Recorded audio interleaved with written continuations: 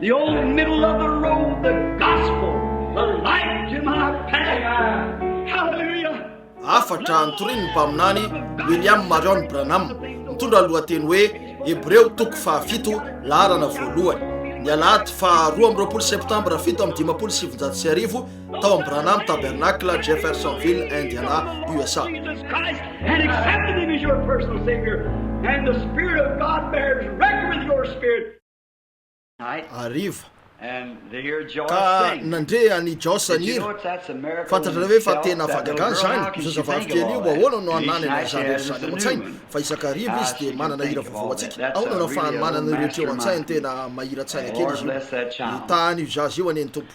Now, tomorrow eny at rapitso 2:30 amin'ny roso at sasany the eo amilay funeral home in trano fametrahana Charleston, razana ao Indiana, Charleston, our Indiana, dear ny amin'ny departed sister, falasan'ilay Sister anabavy Colvin. malalatsika ranabavy We Colvin give her the anolotra ny last fanajantsika azy respects to fara her sika eo amilay at the trano funeral fasina home and at the razana grave sy any tomorrow am-pasana afternoon. rapitso One who tolakandro. once Misy lived fotoana as ny you velomany are takasy tonight takanao is passed nefa ny beyond the ampitany veil ambadika where you lefitra will lamba zay sometime. alianareo ndray andro any izy And ary all who izay rehetra wish to maniry ny attend anatrika ny its service, fivoriana eo why, eny is dia welcome asaina to ho tonga come. soa. It'll certainly be a Azo great antoka fa help ho to the fanampiana Colvin betiko ho an'ny family. fianakaviana And Colvin those at the zany. Ny tabernacle fahalalana here fa ny where they tabernacle eto all zay went to church fiangonana for so naliana long izy and rehetra so hatram'izay forth. sy sisa dia ho We'd eo be glad to have afaly you anay ny come up. fahatogavanareo eo And I think ary ataoko fa our dear brother niraraha McKinney, makeny malalatsika the one who nilay preached nitory my tamin'ny brother's fandevenana funeral andralahiko many years taona ago maro laso zay as no the andray ny main ampahany part of the betsaka amin'ny funeral, and fandevena I've been asked ary to come and nangatana help mba him hanampy azy eo and the funeral amin'ny service. eo amin'ny fotoam-pandevenana. Now, Eny just a little somary late tara kely aho tonight. anio ariva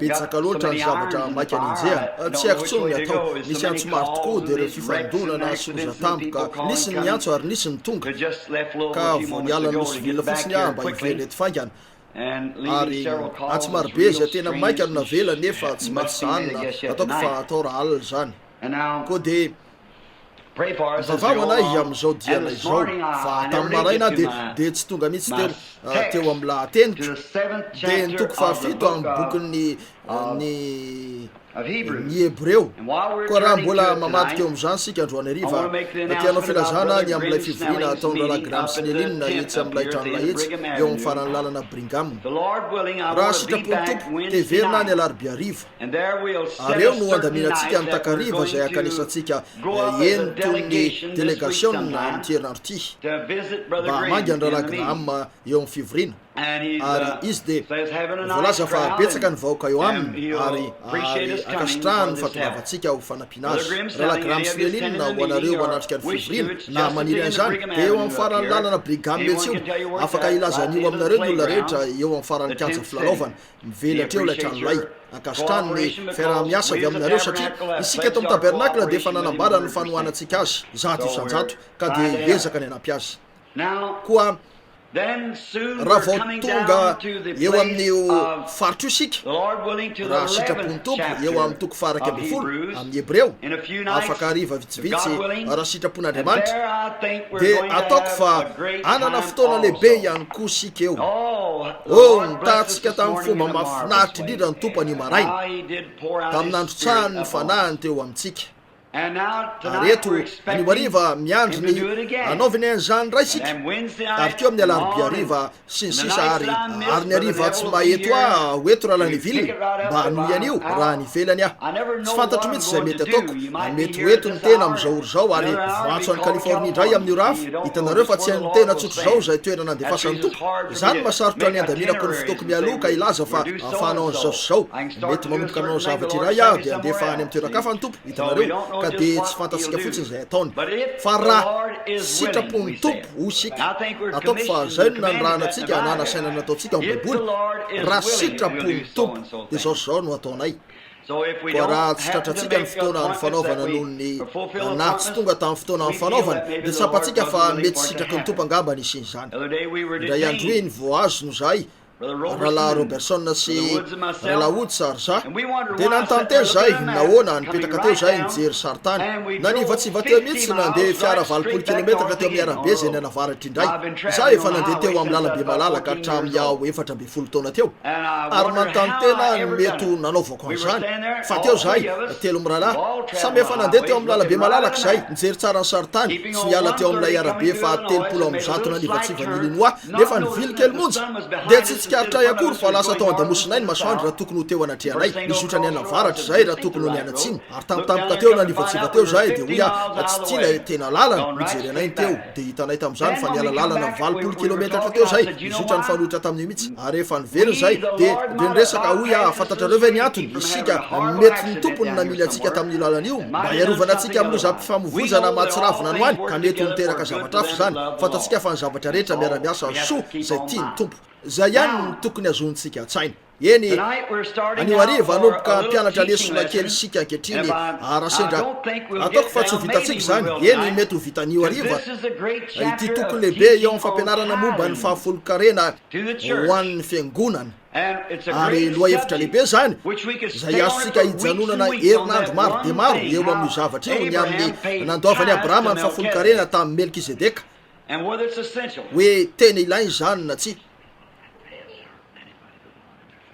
maneligelina ny olona tsorina ve ty rivotra mitsoka ty alenareo veo faty raha misy voeligelina ka mahazo mitavany zay rivotra mitsoka raha zay atsangany fotsiny tanany ka na iran mpiady varavarana mandraha olona keto amin'ny tiralahy ity fa izy no amonan'io anareo raha za de voniko foana io satria mafana ary tsempoka aveo tampotampokeo lasa farina ny feoko ka de miakina aminareo fa tsy mampanimina azy misy tiana hiazo aina tsara ianareo ankehitriny tsy akaloatra ny fotoanareo akory zay fa andesika hijery avetrany teny nefa alohan'ny anaovana an'izany andesika hiresaka amin'ilay iaviny fotoana fo eny raha eny an-danitra ao tsy fantatray zay voatahiry ao saingy ny antokana fantatray sady resy lahatra zay fa zavatsono hoe manoloanay fa voasoratra hoe zay tsy mbola hitany maso na reny sofina na efa niditra tao am-pon'ny olona no efa nitehirizinaandriamanitra ho azy reo de zay ty azy ary mangataka zay ny anokafanao ny varavarankely lanitra anio arivo amin'ilay trano fitehirizanao ary omeo anay ny teninao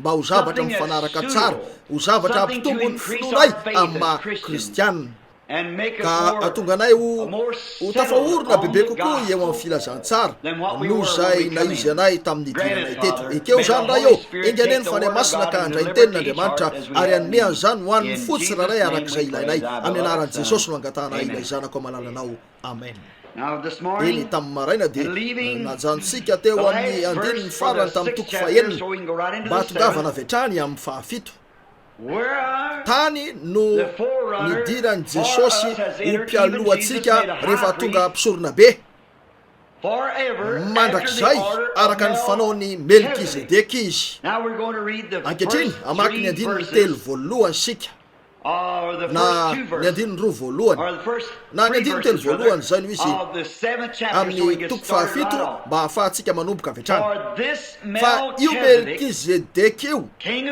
zay mpanjaka ny salema sy mpisoron'andriamanitra avy indrindra lay nitsenany abrahama rehefa niverina avy nandresy ny mpanjaka maro izy ka nitsodrano azy sady nomeny abrahama ny ampahafolo ny zavatra rehetra azy eo ary lay fahafolo-karina anareo voalohany raha dika ny anarany de mpanjaka ny fahamarinana vao mpanjaka ny salema koho zany hoe mpanjaka ny fiadanana tsy manandray tsy manandreny tsy manana tantara-pirazanana na voalohany tsy manana voalohan'andro na farany fiainana fa natao tahaka ny zanak'andriamanitra izy de mitoetra ho mpisorona mandraka riva fanambarana mahafinaritra re zany eto isika de tsy maintsy miverina any amin'ny testamenta taloha mba hangadiana sy amoahana andreo amigdala ary tiako tokoa izy reo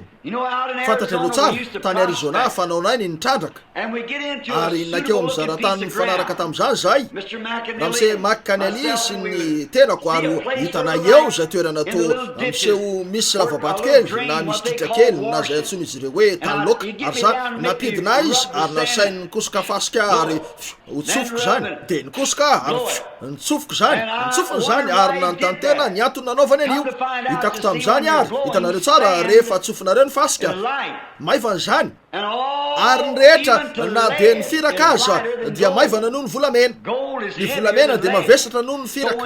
Koa rehefa amintsika ianareo dia voatosika miala ny visy ny vasika ary ny loto rehetra, fa ny volamena no hijanona eo ambany. Noho izany raha misy karazana tanyloka atsambony, izay no maneho fa misy faritra ahitana volamena zany eny ambony eny. Io tritrio no ny sy ny loka izay nivoahan'ireo vogany kely reo. Koa dia makangatsy sisy zay ary saika angadiana avokoa ny avoana hiezahana ahitana ny volamena io. Manao lavaka ao anatin'ny tany zay, angadiana ivoaka zany, asianay dinamita apokanay zany, lavaka lalina maro no apoka tsy akijanona. Midina lalina zay mandrapahitanay, ka hita ilay faritra misy ny tena fotony. Eny zany no antsoina hoe mitrandraka. Ary anio arifosika dia hiezaka indray ny tenin'Andriamanitra ary ampiasa zany amin'ny herin'ny fanemasina mba hitsoka ny fanoerana sy ny fisalasalana rehetra hiala amintsika. Dia ireny zavatra kely madinika sy maivana tsy maripotitra ireny izay tsy misy lanjany eo amin'ny fiainantsika, ireo no tiantsika ho tsofina hiala lavitra mba ahafahantsika mahita io tena fotony be voninahitra io foibe io dia Kristy. Ary ankehitriny Andriamanitra anie hanampy antsika raha maky sy adalina ny teniny sika. Tamin'ireo tokotelo farany teo aloha sika dia niresaka sy nandre tsindraindray ny amin'ny Melkizedeka. Eny ataoko fa Paoly no manome ny tena dikany, fa io Melkizedeka io izay mpanjaka ny Salema, mpanjaka ny Salema. Ary ny mpandalina baiboly rehetra dia malala fa Salema fahiny Jerosalema dia natsoina hoe Salema. Ary izy no mpanjakan'ny Jerosalema. Jero tsara izy. Mpisoron'Andriamanitra avo indrindra, mpanelanelana zany, lay nitsenany Abrahama. Tiako ny andray ny firazanany anio lehilahy ambony io mba halalànareo hoe izy aloha izy, avy eo ianareo hotizantsika ny tantara. Rehefa avy nandresiny mpanjaka maro izy ka nitsodrano azy sady nomeny Abrahama ny ampafolo ny zavatra rehetra azy. Voalohany raha dika ny anarany dia mpanjakan'ny fahamarinana. Jereo tsara, fahamarinana. Eny ananatsika ny fahamarinana tenatsika, ananatsika ny fahamarinana amboamboarina, ananatsika ny fahamarinana voavatika, maro karazany, fa tokana ihany ny tena fahamarinana. Ary avy amin'Andriamanitra io fahamarinana io, ary ty lehilahy ty no mpanjaka ny fahamarinana. Mety ho izy ary izy io. Eny izy mpanjaka ny fahamarinana, mpanjakan'ny Jerosalema, mpanjakan'ny fahamarinana, mpanjakan'ny fiadanana. Jesosy dia natsoina hoe andrian'ny fiadanana, nefa ny andriana dia zanaky ny mpanjaka. Noho izany mpanjakan'ny fiadanana io lehilahy io, ka izy io ary dia tokony ho rain'ilay andrian'ny fiadanana. Azonareo zany? Eny andeha jerena ary raisina ny firazana ny lavidavitra eo mba ahitatsika ny toerana atongavana. Tsy manandray. Eny Jesosy dia nanana ray, inonareo zany? Zany mihitsy.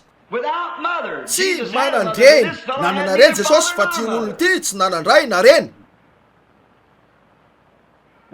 Tsy manana tantaram-pirazanana. Tsy mbola nisy olona nivoahany mihitsy na izay firazanana efa nisy foana izy.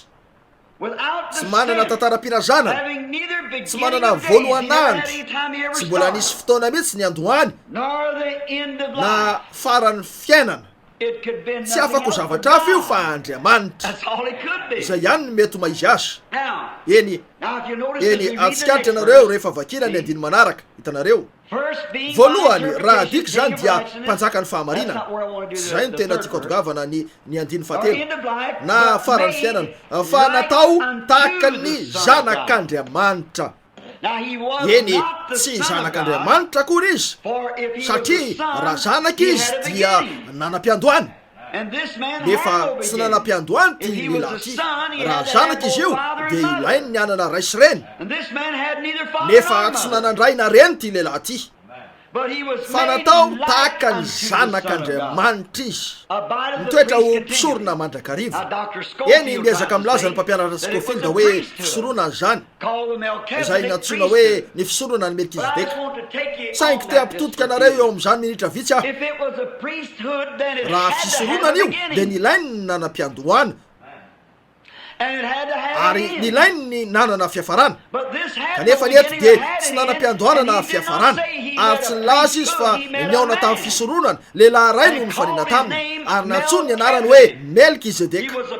Olona izy io, fa tsy hoe anara-piangonana, tsy hoe fisoronana na maharay. Tena lehilahy iray io, izay natsoina hoe Melkizedeka, izay mpanjaka ny Jerosalema. Tsy fisoronana, fa mpanjaka tsy manandray. Hoe fisoronana tsy manandray, fa ty lehilahy ty dia tsy manandray, tsy manandreny, tsy manana voalohan'andro na farany fiainana. Eny, lay zanak'Andriamanitra, iza moa io teo io? Jehovah io teo io. Andriamanitra tsy to-tenany io teo io, tsy afaka ho afy io. Eny, Mario mitoetra mandrakizay. Misy manambara azy eto hoe velona izy ary tsy ho faty mihitsy, tsy mbola nisy nahafaty azy, velona foana izy hatramin'izay, mitoetra mandrakizay. Eny, Jesosy dia natao nanam-pitoviana taminy. Eny, ny antony misy ny tsy fitoviana eo amin'Andriamanitra sy Jesosy. Nanam-piandohana Jesosy, tsy nanam-piandohana Andriamanitra.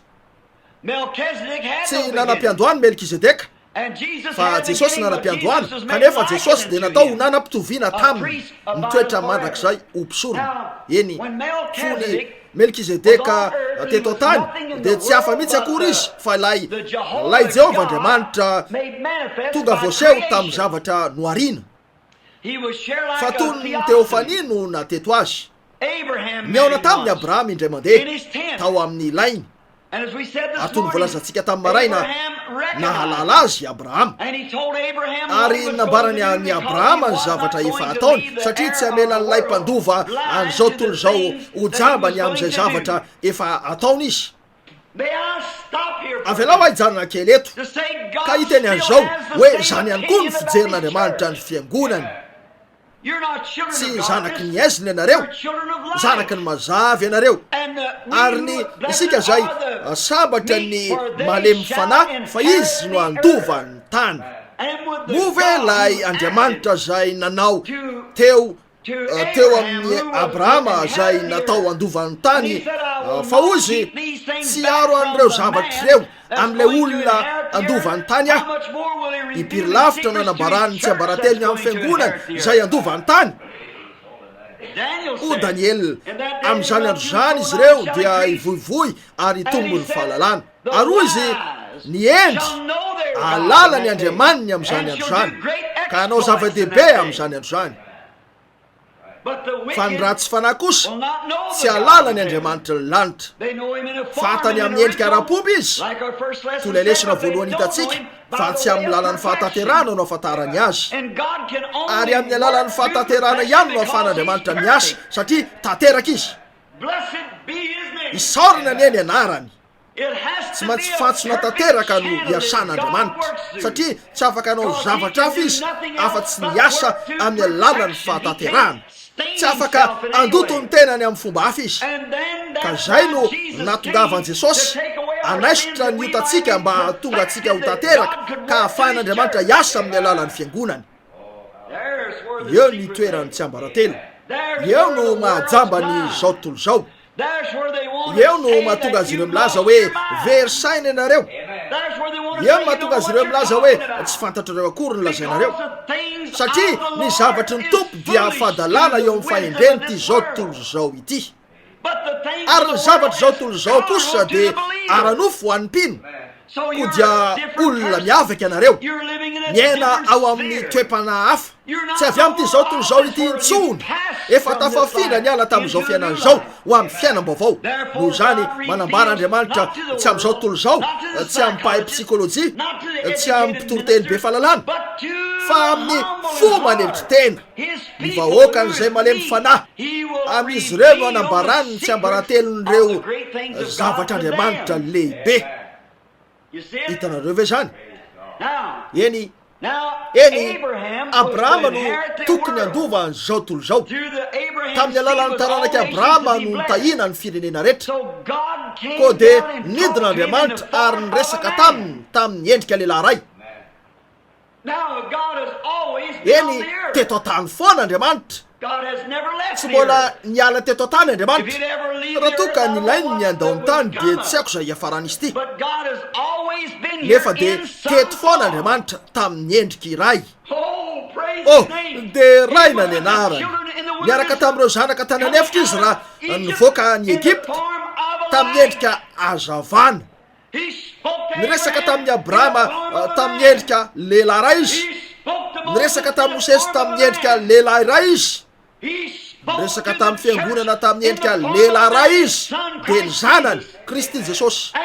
Ary miresaka amin'ny alalan'ny fiangonana izy amin'izao andro zao, amin'ny alalan'ilay fiangonan'Andriamanitra velona vosotra, amin'ny alalan'ny vilany tany. Ianareo no sampany, za no voaloboka. Mbola miteny any Andriamanitra, ary mahita an Jesosy arak'izay anehoanareo azy amin'izao tontolo zao. Zany ny fomba ahitan'izao tontolo zao. Epistily voasoratra ianareo, vakin'ny olona rehetra. Ny fiainanareo no manambara ny maizy anareo.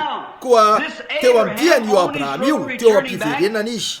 Iverina isika ary amakiny amin'ny fotoana vitsimonja ao amin'ny bokin'ny Genesis. Ny toko faha-efatra amby folo amin'ny Genesis, ataoko fa zay. Mahafinaritra toinona ny tantara eto.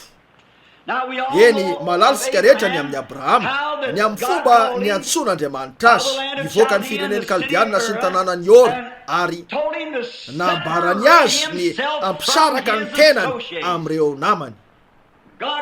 Miantso lelahana vehivavy Andriamanitra, miantso amin'ny fisarahana. Eny zany ny olonan'ireo fiangonana amin'izao andro zao, tsy te ampisaraka ny tenany amin'ireo mpino ara-nofo izy ireo. Zany mahatonga antsika tsy lasa lavitra, miditra eo amin'ny fironan'ny ara-nofo io fotsiny sika de hoy sika zalahy mahafinaritra jima na de misotro aza izy raha hiaraka aminy any amin'ny toerana filomanosana, fa za tsy ilomano hiaraka aminy any amin'ilay fety manao vazovazo maloto sy sisy izy ireo, fa za tsy miteny mihitsy. Mivay eo aminy ianareo. Mariny zany, misaray ianareo, aza manendro zay zavatra tsy madio, fa andray ianareo ony tompo. Aza mety asiana zioga ikambanana amin'ny tsy mbiny zioga zay tsy atonona anareo. Aza manao an'izany, misaray ianareo. Fa Andriamanitra niantso any Abrahama mba hampisaraka ny tenany amin'ny avany rehetra, mba andeha hiaraka aminy. Ry ralahy, indraindray zany de midika ho fialana amin'ny fiangonana iray. Zany no teo amin'ny Paoly, voatery nialana ny fiangonana. To zany no teo amin'ny maro. Indraindray zany de midika ho fialana ao an-trano. Indraindray zany de midika ho fialana amin'ny ray aman-dreny ary afony rehetra. Tsy milaza akory aho hoe zay foana ny zava-misy, nefa de zay ny misy indraindray. Dika zany fa tsy maintsy esoronareo ny zavatra rehetra manelanelana anareo amin'Andriamanitra ary miara mandeha amin'ny rery. Io fiombonana voatasy mamy io, zany no firaisana anananareo rehefa mampisaraka an'ireo zavatra ireo ianareo, ny tenanareo amin'ireo zavatra zao tontolo zao, sy ireo mpino ara-nofo zay manibaziba anareo ka mandeha irery miaraka amin'ny Kristy. Impiry no efa nisaorako an'Andriamanitra. Ozy zany mianareo raisy reny amin'ity zao tontolo zao ty, zany mianareo sakaiza sy mpiara-miasa, ary tsy andao anareo mihitsy na fi anareo, na de anome lamosina anareo avokoa azy zao tontolo zao, omba anareo mandra-pifarany di. Tompo tsy manokana toinona ho an'ny olona io ny anapa-kevitra, anaraka ny Tompo Jesosy ka hampisaraka ny tenany amin'ireo namana ara-nofo rehetra, mba narahany ny Tompo. Fa raha misy olona to tsy mitondra tena tsara amin'ny fanehoana ny tena no kristianina, fa tian'ireo zavatra ara-nofo de tsaratsara ho anareo ny sakaiza hafa avy hatrany. Marina zany. Ary raha tsy misy manaiky niaraka aminareo, misy anankiray nampanantena niara-dia aminareo, de ilay Tompo Jesosy soa zany, izy miara-dia aminareo. niteny tamin'ny Abrahama Andriamanitra misaray ianao ary noho ny maha-olona ny Abrahama nentiny niaraka taminy dadany nentiny niaraka taminy zanaky ny rahalahy ny zanadralahiny samy mifikitra teny amin'ny teny ary tsy nitazy mihitsy Andriamanitra raha tsy efa nataony izay nambaran'Andriamanitra azy atao. Tsy miteny hoe tsy kristianina ianareo, eny tsy mahalala an'izaniza tsy ho kristianina, nefa ilazan'izao hoe raha nilasa zavatra taminareo atao Andriamanitra dia tsy hitanareo mihitsy izy mandra-panaovanareo anio. Eto ampinipitra azy ao arivo zao sady misy zavatra toy izany tsy miala eo amiko. Tsy araka ny tokony ho izy ny fivoriako tamin'ireo roa taona lasa satria nisy nahadiso ahy teo amin'ny tompo. Nilaza tamiko izy mandehana any Afrika avy eo any India. Eto zany voasoratra eto mihitsy atao-damosiny ity boky ity amin'izao fotoana izao. Ho ilay mpitantana tamiko avy alao reo afrikansy reo efa vonona any India. Tonga teo amiko ny fanahy masina ho izy ho any Afrika arak'izay voalazako ianao. Ary lasa nyheritaony ary ilay mpitantana adiniko ny amin'io izy ho any India sika efa vita eto ny tapakila. Nanainga adiniko zany mandra-patongako tao Lisbonne. Ndray alina teo no veriko fefa ho faty aho. Niampitsy maraina anio raha akao amin'ilay efitra fandrona andro na rary mafia saiko tsy vitako mijoro teo niatona tao amin'ilay efitra fandrona io azavan'io nanao hoe ataoko fefa nilaza taminao mandehana ny Afrika aloha. Niena hatrany ny fandrosoany fivoriako hatramin'io fotoana io. Na dia nakany India aza efa ho 10 hetsy teo no nijoro teo nefa tsy nanao arak'izay nolazain'Andriamanitra tao aho. Tsapako fa tsy ho fambiazana mihitsy ny fivoriako mandra-piveriko avy hatrany eo ka anitsiko an'io zavatra io. Na inona ataoko dia any Afrika aloha satria tsy maintsy atao miteny zany. Eo mitoeran'ny tenin'Andriamanitra mandrakizay mitoera eo. Nalala tsara noho io nefa tsy maintsy miverina eo ary tsapako fa amin'ity taona ho avy ty ny fotoana ivoahako amin'ny akorany noho ny fanampian'ny tompo. Ity filazantsara be voninahitra tranainy ity dia ny tompo mora ihany toy ny azo oka. Inoka nefa fefa vonina ny amelatra ny sapany zany amin'izao fotoana izao. Inoko zany ity afatra lehibe zay zavatra lehibe ity. Inoko fa amelantsika ampiofotrofotra zao toy izao ndray ny tompo ho voninahitra Andriamanitra. Tsy maintsy ataonareo ny zavatra sain'Andriamanitra atao. Ary nanondia ny Abrahama nety niaraka tamin'ny havany tiany izy ireo zay le lafiny maha-olona. 5 taona zany tsy ela dia maty ny rainy ary naleviny. Avy eo nisy an'ilay zanadralahiny dia nisy fifandirana sy adilany potra. Ary noho ny farany nanao ny safidy ny Lota ary nidina tany Sodoma. Ary tsikaritra fa Abrahama dia tsy nifamaly tamin'ny Lota. Noho izy mpiralasika tsy tokony hifanditra fa miandrandra kely ianao ary tazano zay faritra tianao ale. Raha miantsinanana ianao iakandrefana, raha mianavaratra ianao ianatsimo aho. Zany ny toetrany kristianina. Vonona ny anome ny hafa ny anjara tsara indrindra. Izay foana ataovy eo anatrehany io dia aoka izy safidy fa nahoana. Inona no antony nanaovany Abrahama zany? Fantany fefanampanantena azy Andriamanitra fa andovany zavatra rehetra izy na ahoana na ahoana. Amen. Koa teo ary nalaina trano kely any ambanivohitra. Inona no tokony hampanantsika? Atsika ny zavatra rehetra. Sambatra ny malemy fanahy fa izy no andovany tany. Atsika io rehetra io. Nilazany Andriamanitra. Koa dia omeo an'ilay olon-kafa ny safidy tsara indrindra raha zay ny tiany. Mety zay ihany mba ho azo. Anareo anefa io rehetra io dia ireo mpandova ny famonjena noho ny teny fikasana. Anareo avokoa io. Fa Sara ilay vehivavy tsara tarehy indrindra teo amin'ny firenena dia nitoetra tetsy amin'ny ilany avoana niaraka tamin'ny vady niaraka izay tokony ataony. Mazava ho azy fa mety nanao akanjo rebareba izy na zay tianareo hiantsona azy. Raha indro madamo Lota fa ny akanjo toy ny mpanefoefo ary ny vadiny no be ny tanàna. Tsara nipetraka teo am-bavahady izy. Nananany io rehetra io, nalehany io mpanjaitra malaza rehetra io, reo lalao karatra nisy tao Sodoma sy Gomora.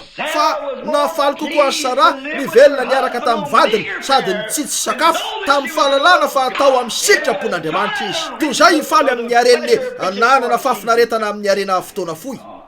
marina zany teo ny fotoana namangin'andriamanitra fa ndray androany ianareo raha mbola misotra amin'ny lalan-dratsy anody ianareo zany ndray androany mety etra ianareo hoe andeha tsara ny rehetra mety etra ianareo hoe afaka hiala mainy tsy izay anefa mety to efa voarakorakotra tanteraka zany nefa tsy voarakotra io mahalala ny rehetra andriamanitra fatany raha tena ny bebaka marina ianareo na tsy fatany raha tena mino azy ianareo ka vovonjy nanaiky azy hoe maty amin'ny zavatra zao tolo zao ary velona ao amin'ny Kristy fantany zany eny mahatsikaritsika fa Abrahama tiako tsikaritra io fanahy tena izy io ny zava-tso rehetra misy eto de fahasoavana tiako iaraha maky amiko ianareo ny toko 4 ka Exodosy fotoana fomonja eny ny zavatra voalohany tranga rehefa nidina tany izy ireo azon'ny olany lota nahoana mivoaka ny sitrapon'Andriamanitra izy ary raha tafiditra ao amin'ny olana ianareo nefa ao amin'ny sitrapon'Andriamanitra dia hanampy anareo hivoaka eo Andriamanitra fa raha ao amin'ny olana ianareo ka hivela sitrapon'Andriamanitra dia zavatra tokana ihany no azo atao miverena indray ao amin'ny sitrapon'Andriamanitra eny ny fampitaony ireo mpanjaka rehetra ireo sady nataony ho voatondraka tsara reo lemaka tetsy ambany de nidina teo izy ireo ka namabo any Sodoma sy Gomora kely ratsy io namabo azy tanteraka de nataon'izy ireo zany ary no nidina teo izy de namabo an'io no baiboly niaraka tamin'izy ireo lota eny tiako tsikaritra reo eto ny fanahiny Kristy teo amin'ny Abrahama eny mariny 14 ary raha nare Abrahama fa ny rahalainy azonareo ve zany lasako babo ny rahalainy de nitondra ny ompikely ny mpanompo teraka tao an-tranony 270 izy zay efa nahay niady ka nanetsika hatrany dana sainana soa tokoa ny amin'ny fahasoavana Abrahama fony rahalainy zay na de lavo tamin'ny fahasoavana azy na de teo amin'ny toeran'ny fiamorana azy rehefa reny fa nisambotra azy zao tontolo zao ka naka azy ary nitondra azy mba aminony azy de nampiatsehany fanahiny Kristy Abrahama tonga izy ary nomeny fitaovam-piadiana avokoa reo ompikeliny de ninjeny izy ireo ka narahany hatrany dana nefa dana de eny amin'ny sistan'ny Palestine dana hatrany Berseba avy amin'ny sistany ho amin'ny sistany ary endriky Kristy zany rehefa hitany fa azon'izao tontolo zao ny hoe lavo de narahany hatramin'ny farany ny fahavalo mba ananany ray alay taranaka Adama lavo tiako tsikaritra reny andiny manaraka jereo ny famoran'ny fanazy amin'ny teny amin'ny alalany eny ary ny 15 zao ary nampody ny fananany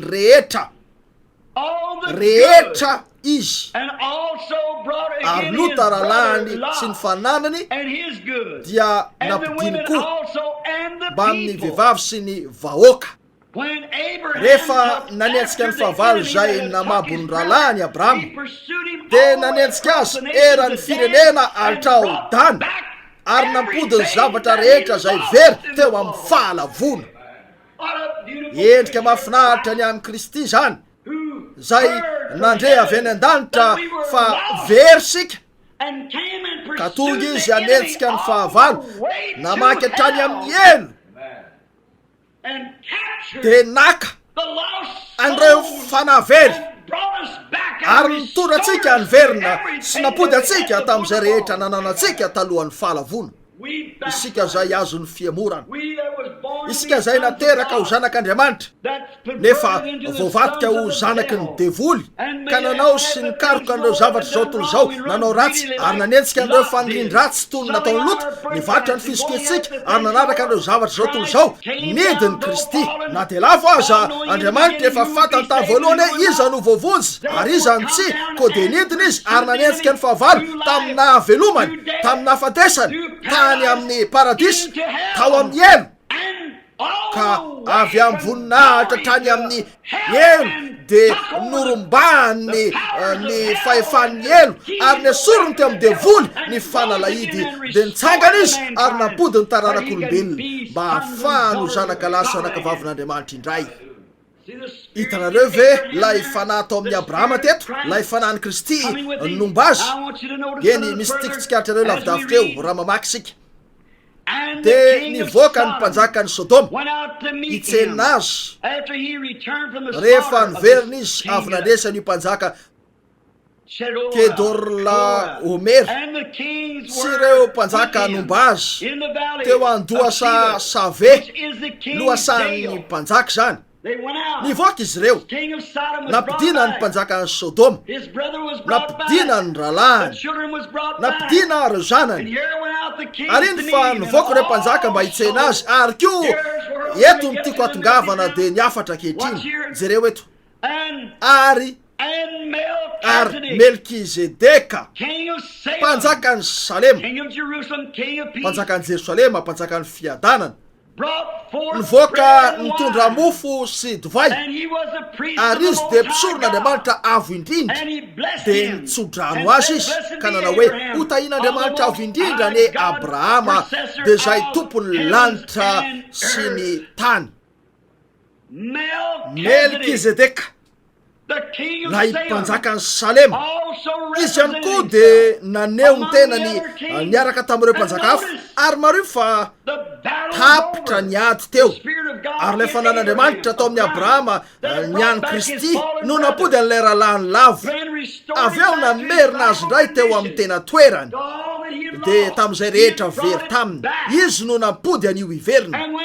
Ary rehefa natao zany de nitondra mofo sy divay izy ny fandraisana. Tsy mahitanareo ve hoe izy Melkizedeka io Andriamanitra zany? Izy no nanolotra ny fandraisana tao aorian'ny ady. Andesika matoky indray ny Matio 4:20 tena faingana ka hijery ny voalazan'i Jesosy ny amin'io eto. Ny bokin'ny Matio ny toko 4:20 ary teo ny andininy 4:20 eo no tiatsika vakina kely fotsiny. Eny ary Matio 4:20 ary Jesosy tonga atao amin'ny saha anankiray atao hoe Golgota na Getsemane zay no tiako ambara. Ary hoy izy tamin'ny mpianany mipetraha eto aloha ianareo raha mbola makeroa ivavaka ataoko fa diso soratra masina Matio ny ny andiny 4:20 amin'ny toko 4:20 raha misy mahitan'io mba vakeo azy zany raha hitanareo rasikely endrika tena tsara ny eto tsy tiako disan'io ianareo.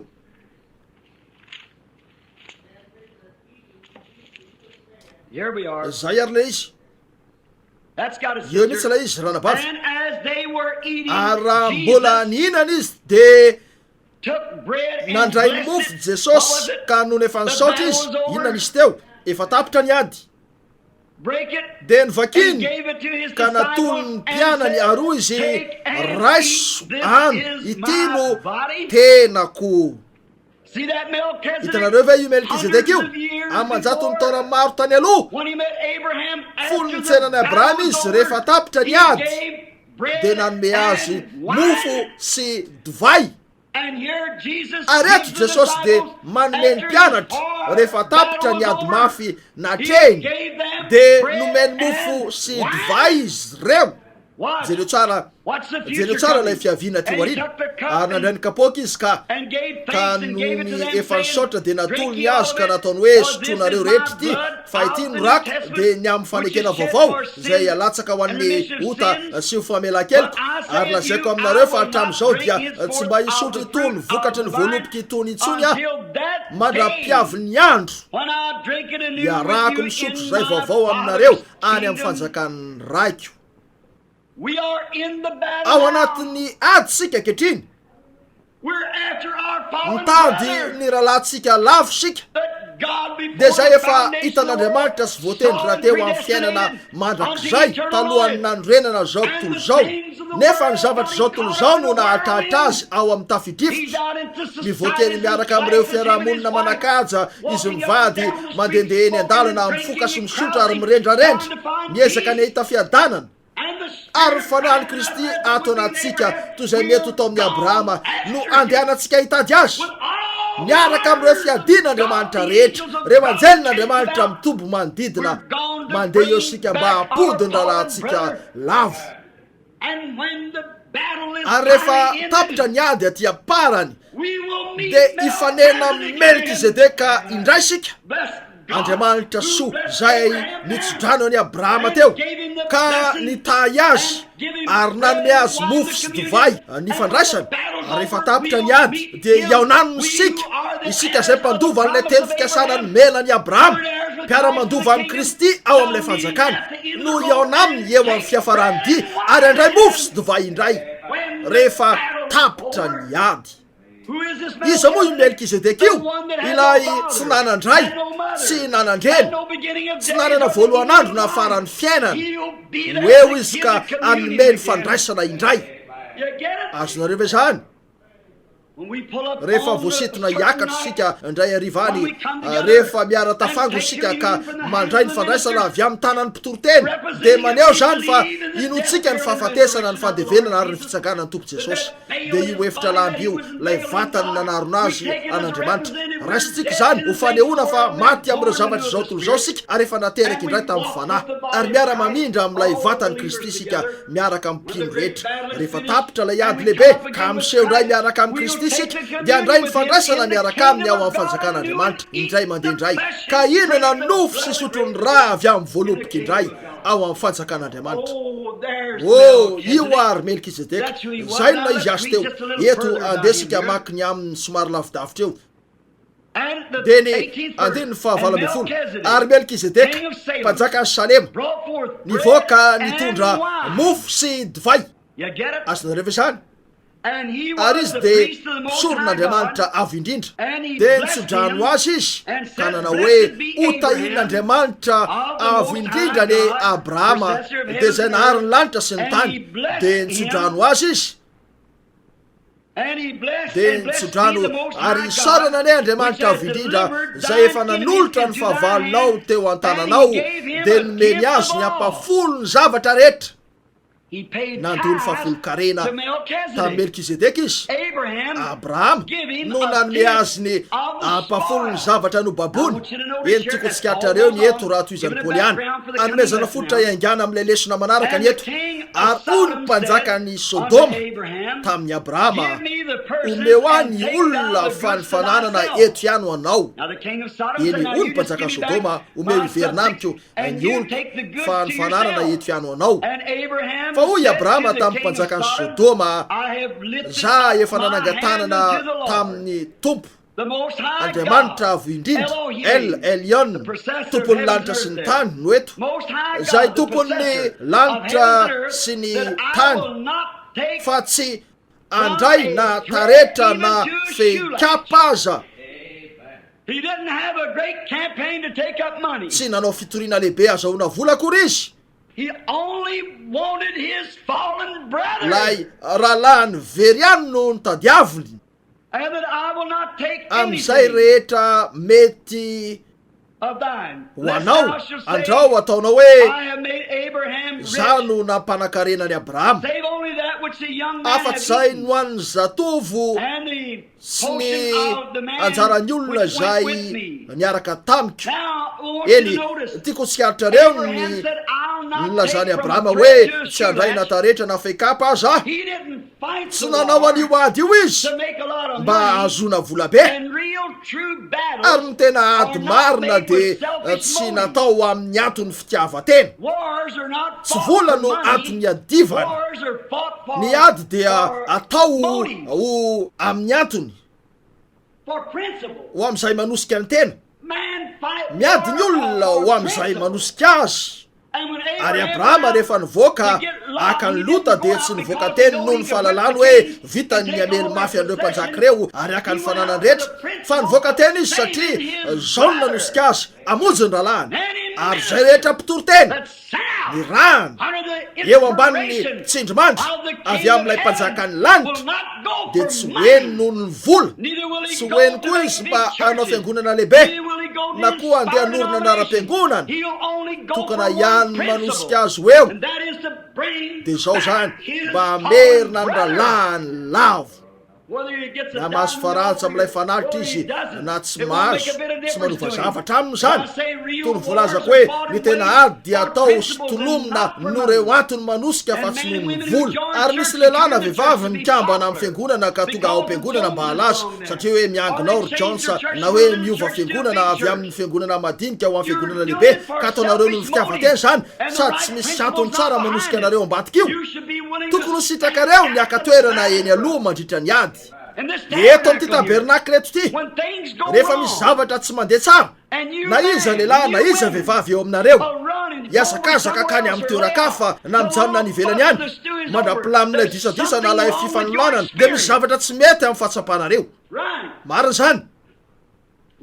Efa misy fanaotsika eto, manana lanony sika eto.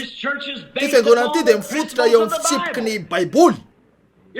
Raha misy olona manao ny tsy mety eto ka iverinareo fa tsy manao ny mahitsy izy dia manatona azy ary resao izy. Raha tsy vitanareo ny havanany dia makara lavitsy miaraka aminareo ray na roa hafa.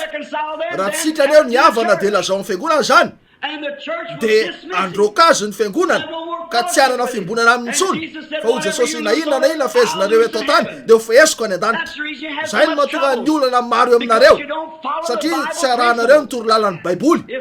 Raha misy olona miteraka korotana ao am-piangonana na misy zavatra tsy ara-dalàna dia tsy natao adidinareo ny fosan'io lehilahy io na io vehivavy io fa adidinareo ny anatona n'io lehilahy io na io vehivavy io ka hiteny aminy fahatsony. Ary raha tsy hainao anareo izy dia mitondra olon-kafa miaraka aminareo. Raha tsy hainao an'izany izy dia mahazo ny fiangonana. O Jesosy zay vahanareo ety an-tany dia ho vahako any an-danitra, zay fezinareo ety an-tany dia ho fehesiko any an-danitra. Zany no fahefan'ny fiangonana.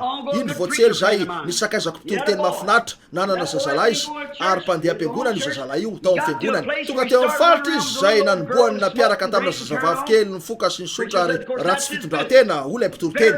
Mazava ho azy fararahany zany.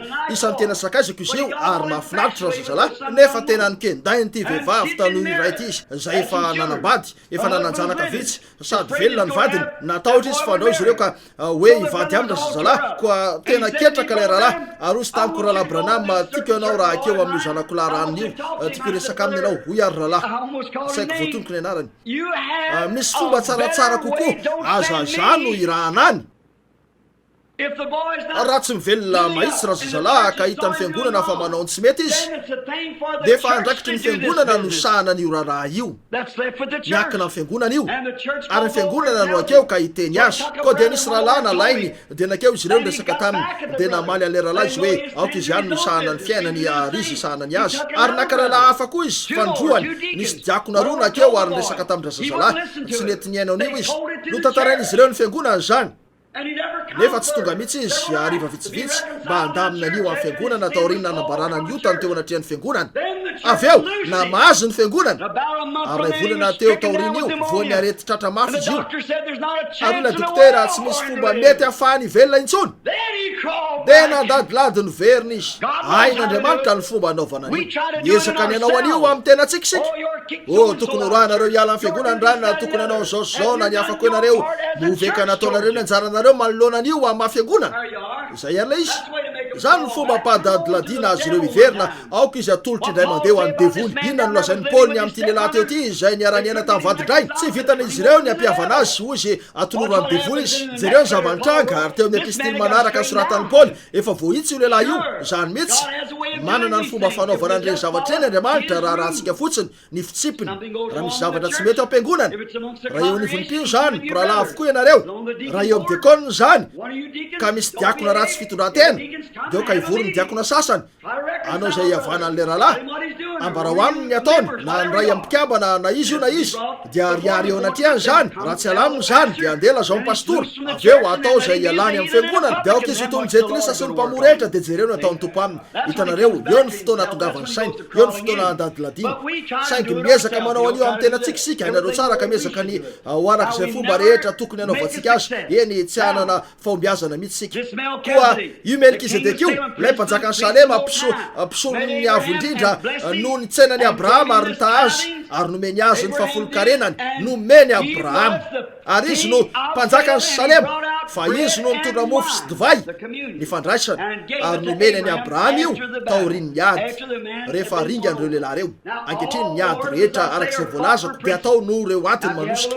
eny raha manana ady kely ianareo am-piangonana dia tsy maintsy marina ny antony manosika ianareo eo tsy maintsy miady ho any zavatra mahitsy ianareo ary natao anao toy zany ny mpikambana tsirairay eny ty fampianarana ty dia ho an'ny fiangonana zay no antony mahito antsika zay no antony ijoroko eto zay no antony maheto ny tenin'Andriamanitra dia ho an'ny fiangonana aza vela mihitsy isy zavatra nakana an'ity fiangonana ty raha misy zany dia melika anareo ny tsiraray aminareo ary ianareo any amin'ny fiangonanareo avy any raha misy zavatra tsy mandeha tsara ao amin'ny fiangonanareo dia melika anareo satria ianareo ny mpanara-maso ao ny fiangonana io tsy nankinina amin'ny pastor zany tsy nankinina amin'ny filakevitry ny diakono fa nankinina taminareo ianareo tsiraray ny akeo amin'io rahalahy io ary jereo raha misy azonareo atao iavanany raha tsy zany dia mitondra olona roa na telo miaraka aminareo dia miverena raha tsy te ianao zany izy dia mbarao amin'ny fiangonana dia roahana ialan'ny fanjakan'Andriamanitra izy hoy Andriamanitra raha roanareo eto izy dia roahako any raha nandeha araka zany laminy zany ianareo avy eo dia avotsiny eo aminy dia volo fanore famitenany nofony dia eo ny verenany mariny zany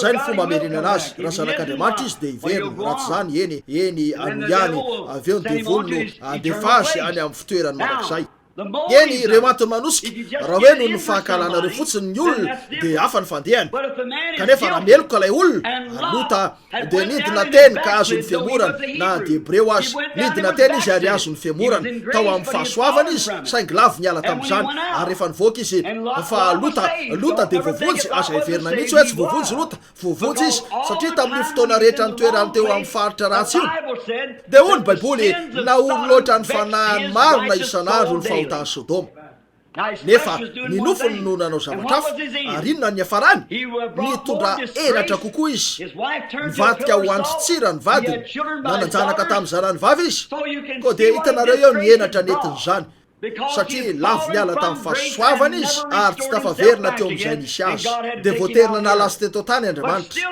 nefa mbola rahalalavy ihany io ary nanao zay rehetra azony natao i Abrahama mba hamerina azy indray ary ny fanahy tao amin'ny Abrahama dia ny fanahany Kristy zay ao amin'ny fiangonana ankehitriny na inona nataon'ilay rahalahy anao an'izay rehetra azonareo atao ianareo mba hamerina azy ho amin'ny fiangonana amin'ny Kristy indray na inona nataony hiezaka mafy ianareo eny titsika indray ny atsikaritra eto raha manohy an'ity lesonany amin'io Melkizedeka io ity sika io mpisorona be tao Salema io sady tompony ny lanitra sy ny tany eny zao aloha tsy manandray tsy manandreny tsy manana tantaram-pirazanana tsy manana voalohan'andro na fiafarany fiainana fa natao tahaka ny zanak'Andriamanitra izy dia mitoetra ho mpisorona mandrakariva eny jereo tsara tsy zanak'Andriamanitra izy io fa izy no Andriamanitra ilay zanaka tsy zanak'Andriamanitra izy io tsy zany Melkizedeka fa izy no rainy zanak'Andriamanitra eny io vatana nananany io dia noariny tsy natera-behivavy zany koa tamin'io vatana noariny io dia tsy vitany fahavatana natao ny tenany io mba aneho ny tenany tsy nisy nahita n'Andriamanitra na oviana Andriamanitra dia fanahy ny maso mety maty dia tsy mahita andreo zavatra eo raha tsy efa amin'ny endrika andriafy io na zay misy eo na tamin'ny endrika vatany iray zay hitan'izy ireo tamin'ny fahitana fa ny voatery manambarany tenany amin'ny fomba iray Andriamanitra fa nanambarany tenany tamin'ny Abrahama Andriamanitra tamin'ny endrika olona nanambarany tenany tamin'ny Mosesy izy tamin'ny endrika olona nanambarany tenany tamin'ny zanak'Israely tamin'ny endrika andriafo izy nanambarany tenany tamin'ny Jaona mpanao batisa tamin'ny endrika voromailala izy hitanareo fa nanambarany tenany tamin'ireo endrik'ireo izy rehefa nanambarany tenany tamin'ny endrika lehilahy ray izy tamin'ny mahampanjakan'ny Salema avy any Jerosalema zay tsy ilay Jerosalema eto an-tany fa ilay Jerosalema any an-danitra dia nanambara ny tenany tamin'io endrik'io, natao tahaka ny zanak'Andriamanitra. Eny ny zanak'Andriamanitra dia tsy maintsy tonga avy amin'ny vehivavy ray hoe arina eo avy amin'ny kibo-dra vehivavy, satria tamin'ny alalan'io ihany no niaviany fahafatesana.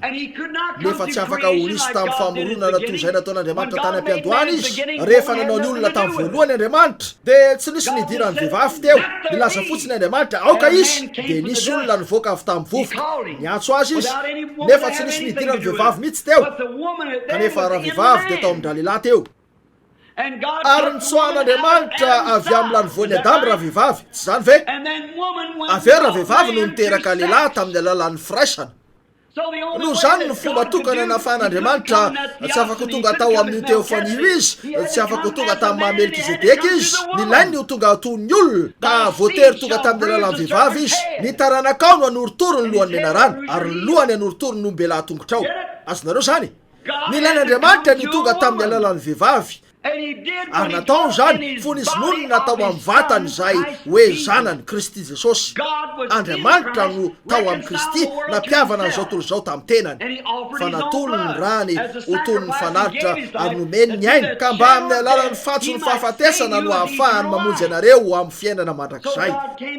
Tonga ary Andriamanitra teo ary natao tahaka ny zanak'Andriamanitra izy. Hitanareo, lehilahy ray izy izay natao tahaka ny zanak'Andriamanitra. Eny tsy afaka ny zanak'Andriamanitra izy, satria mandrakizay ty lehilahy ty, nanam-piandohana ilay zanak'Andriamanitra, nanam-piafarana izy. Nisy fotoana naterahany, nisy fotoana nafatesany, nanana fiandohana sy fiafarana izy, nanana ray sy reny izy. Ity lehilahy ty tsy nanandray na reny, tsy nanana voalohan'andro na farany, nefa izy dia natao, ity lehilahy ty Melkizedeka natao tahaka ny zanak'Andriamanitra. Eny ilay zanak'Andriamanitra fony izy tonga teto amin'izao tontolo izao tamin'ny endriky ny vehivavy, tamin'ny alalan'ny vehivavy, tamin'ny endrika olombelona, ka nivonoana ary nitsangana indray tamin'ny andro fahatelo, nitsangana ho fanamarinana antsika, dia mitoetra mandrakizay ankehitriny. Ary raha mbola mitoetra io vatany io dia mitoetra ihany koa sika, ary satria nitsangana avy amin'ny vovoka izy dia tsangana ho araka ny endriny sika. Zay ny tantaran'ny filazantsara, isarana ny eny anaran'ny tompo. Tsy ho anjely, tsy ho vatana tsy voajanahary, tsy ho feno volom-banily tsy idilety sy roa, fa ho lehilahy sy vehivavy. Amen. Hoeo araka ny endriny. Eny tompoko. Arak'izay efa voalazako matetika, lazaiko eto ndray zany ankehitriny, to mety tsara zany eto. Nibango any reto volo anankidimy na anankenina sisa nanako reto, ary ny vadiko ribili, lasa solo ty ianao, ia tsy nisy very izy reny na de ray aza. Hoy izy, aizary zany, ia ambarao aniko nisy azy reo talohany nananako azy, dia ambarako anao ny toerana iandrasany ahy. Mariny zany. Fa iny aho de mpiady mpanao box, nahery aho sady lehibe. Ary tsapako teo fa raha nataonareo tao an-damosiko ty fiangonana ty dia vitako ny andeha teny amin'ny arabe niaraka tamin'io. Ambarako anareo fa rehefa mifoy isa-maraina zao tonga saina ny tenako fefa-efapolo taona ny lasa. Hitanareo, tsy tony ny fahiny intsony aho miareraka isan'andro. Raha mijery ny tanako aho dia mieritreritra hoe jereo ane io hoe efa lasa anitra, jereko ny soroko, hitako fa ny tombo ny lanjako 20 ny refiny fekipiko fa iny efa 30 zany zao. Hitanareo fa efa anitra, matavy, miatrovana. Ahoana zany, ny zavatra fihinako fa iny ihany no aniko, velona madio sy ara-dalàna kokoa noho ny taloha. Ny zavatra toy zany ihany, nefa nanendry fotoana ho Andriamanitra, ary tsy maintsy ekeko zany. Saingy zao ilay fieverana mahafinaritra hoe amin'izany andro zany izy dia anangana andray. Ary zay rehetra na izy aho fony 5 taona ho toy zany mandrakizay aho. Amen. Zay arylay izy, mampaninary ny fahanterana. Avy amin'izany no andreseko ny devoly aman-taonany. Dia ny fahalalako an'izao hoe mino azy aho. Izao fehim-potoana kely izao dia tena fohy zavatra tsy ela ranomarina. Raha hoe nijanona 90 taona miamby 10 sika, 70 taona dia ilay fotoana voatendro antsika, dia inona ny misy eo afa-tsy fijaliana sy fahoriana? Inona ary zany? Sitrakareo ve nanakalo an'izao tranonaretiny izao amin'io zavatra be voninahitra ny ankoatra io? Koa isaorana ny eny anaran'ny tompo. Misy zavatra atao anaty kato, zay ny fanena tamin'ny Melkizedeka ndray andro. ary nanonona fiadanana tamiko izy ka nanome fiainana mandrakizay ary ty fiainana ty dia tsy misy akoatrany hoe taberina kely itoriana filazantsara amin'ny alalana lazaiko amin'ny fatsoraporehetra zany miaraka amin'reto baiboly roa misokatra eto amin'ny loko reto raha tsy misy ilan'ilay Andriamanitra aintsony eo amin'ny fitoriana ny filazantsara ka tsy mahavita manao zavatra ho azy tsony ary efa ampitaona iahin'ny tena ny zanako ka tiany niaka amin'izao fotoana izao dia amen milamina ny raharaha eny tompoko manova inona moa raha 20 taona na 20 zavatra tokana ny maheto ahy ny anompo ny tompo zay ihany raha mbola afaka itory ny filazantsara toy ny ataoko zao rehefa feno 20 dia manova inona na 70 taona na 20 lehilahy maro zao arivo zao ny 20 taona nefa maro ny ankizy ho faty fa lalay anitra 20 taona no aritra kokoa noho ny akamaroan'izy ireo ka manova inona ary zany fa reo antony ivelomanareo reo antony manosika anareo ary eto sika mba hanompo ny tompo Jesosy zay ihany amin'ny fahalalana zao hoe ity fiainana ity dia zavo araka ny resahany olona zay nisy fotoana izy nisy nefa avy eo tsy misy fa raha manana fiainana mandrakizay sika dia nampanantena Andriamanitra fa hanangana antsika indray ary andray fandraisana miaraka aminy sika rehefa tapitra ny androntsika dia ilay fotoana ilazany hoe midira amin'ny fifalian'ny tomponao zay fanamboarinao anao hatramin'ny fandrenana zao tontolo zao ka dia manova inona ary ny manana ny rehetra io na tsy na tanora sika na efa antitra manova inona zany zao ny zava-dehibe vonona ny aona aminy ve nareo ty azy ve nareo afaka hanompo azy ve nareo efa nafonareo ve ny zavatra zao tontolo zao efa niaona tamin'ny Melkizedeka ve nareo hatramin'ny navitany niady isaoran'Andriamanitra noho ny raiky amin'ny 20 taona teo aho dia niady nanohitra zao zato sy ny afakondra iandro tsy navitana napakefitra na ho mpiady na teo mpamandrika na mpiaza ny amin'izay tiako atongavana kanefa nifanena tamin'ny Melkizedeka ary nanome fandraisana izy ka nanomboka teo dia nilaminao mandrakizay ny raharaha halleloia ny andany tamin'ny faly ara eo amin'ny diako ary rehefa ho tonga ny fiafarany diako ka hibanjina mifanatrika ny fahafatesana arak'izay fa tsapako ankehitriny dia tsy atao atrazy mihitsy androso aho tiako ny androso eo anatrehany amin'ny fahalalako an'izao hoe fantatro lay nanome tery-fikasana mariny zany mahalala azy amin'ny herin'ny fitsanganany aho rehefa miantso eo amin'ireo maty izy dia voaka eo anivon'izy ireo aho mariny zany noho ny fahalalako azy amin'ny herin'ny fitsanganany manova inona ary zany na antitra na tanora na kely na vaventy na voky na nona na manatoerana toriana na tsy manana ny vorona manana ny akaniny ny amboôly manandavaka fa ny zanak'olona tsy mba manana zay hipetrahany lohany izy anefa ny mpanjaka ny voninahitra mpanjaka sy mpisorony sika zao arivo zao manova inona moa na manana sika na tsy manana raha mbola manana n'Andriamanitra sika dia manoatra noho ny mpandresy manoatra noho ny mpandresy sika eo amin'ny fanatry an'Andriamanitra no misy atsika ao amin'ny fiambona ny fanahy masina mandray fandraisana ara-panahy avy amin'ny tanany lay nanambara hoe zala efa maty nefa velona indray ary velona mandrakizay miara-mipetraka ao an-danitra ao amin'ny Kristy Jesosy isaorana ny eny anarany masina manova inona moa zany nalay na trano kely any ambanivohitra inona ny tokony hampanahy manamboatra lapahoaro zareo any akoatrany vita amin'ny robinina sy diamondra volafotsy volamena manana vata feno izy tsy manatsahala ny areny nifanena tamin'ny andra iandro rehefa avy niady napetrako tamin'ny tany ireo maro-pandreseko tsy nisy ady nataoko tsony nanomboka teo izy no niady ho aho mitsahatra eo amin'ny fampanantenany fotsiny amin'ny fahalalànan'izao hoe fantatro izy amin'ny herin'ny fitsanganany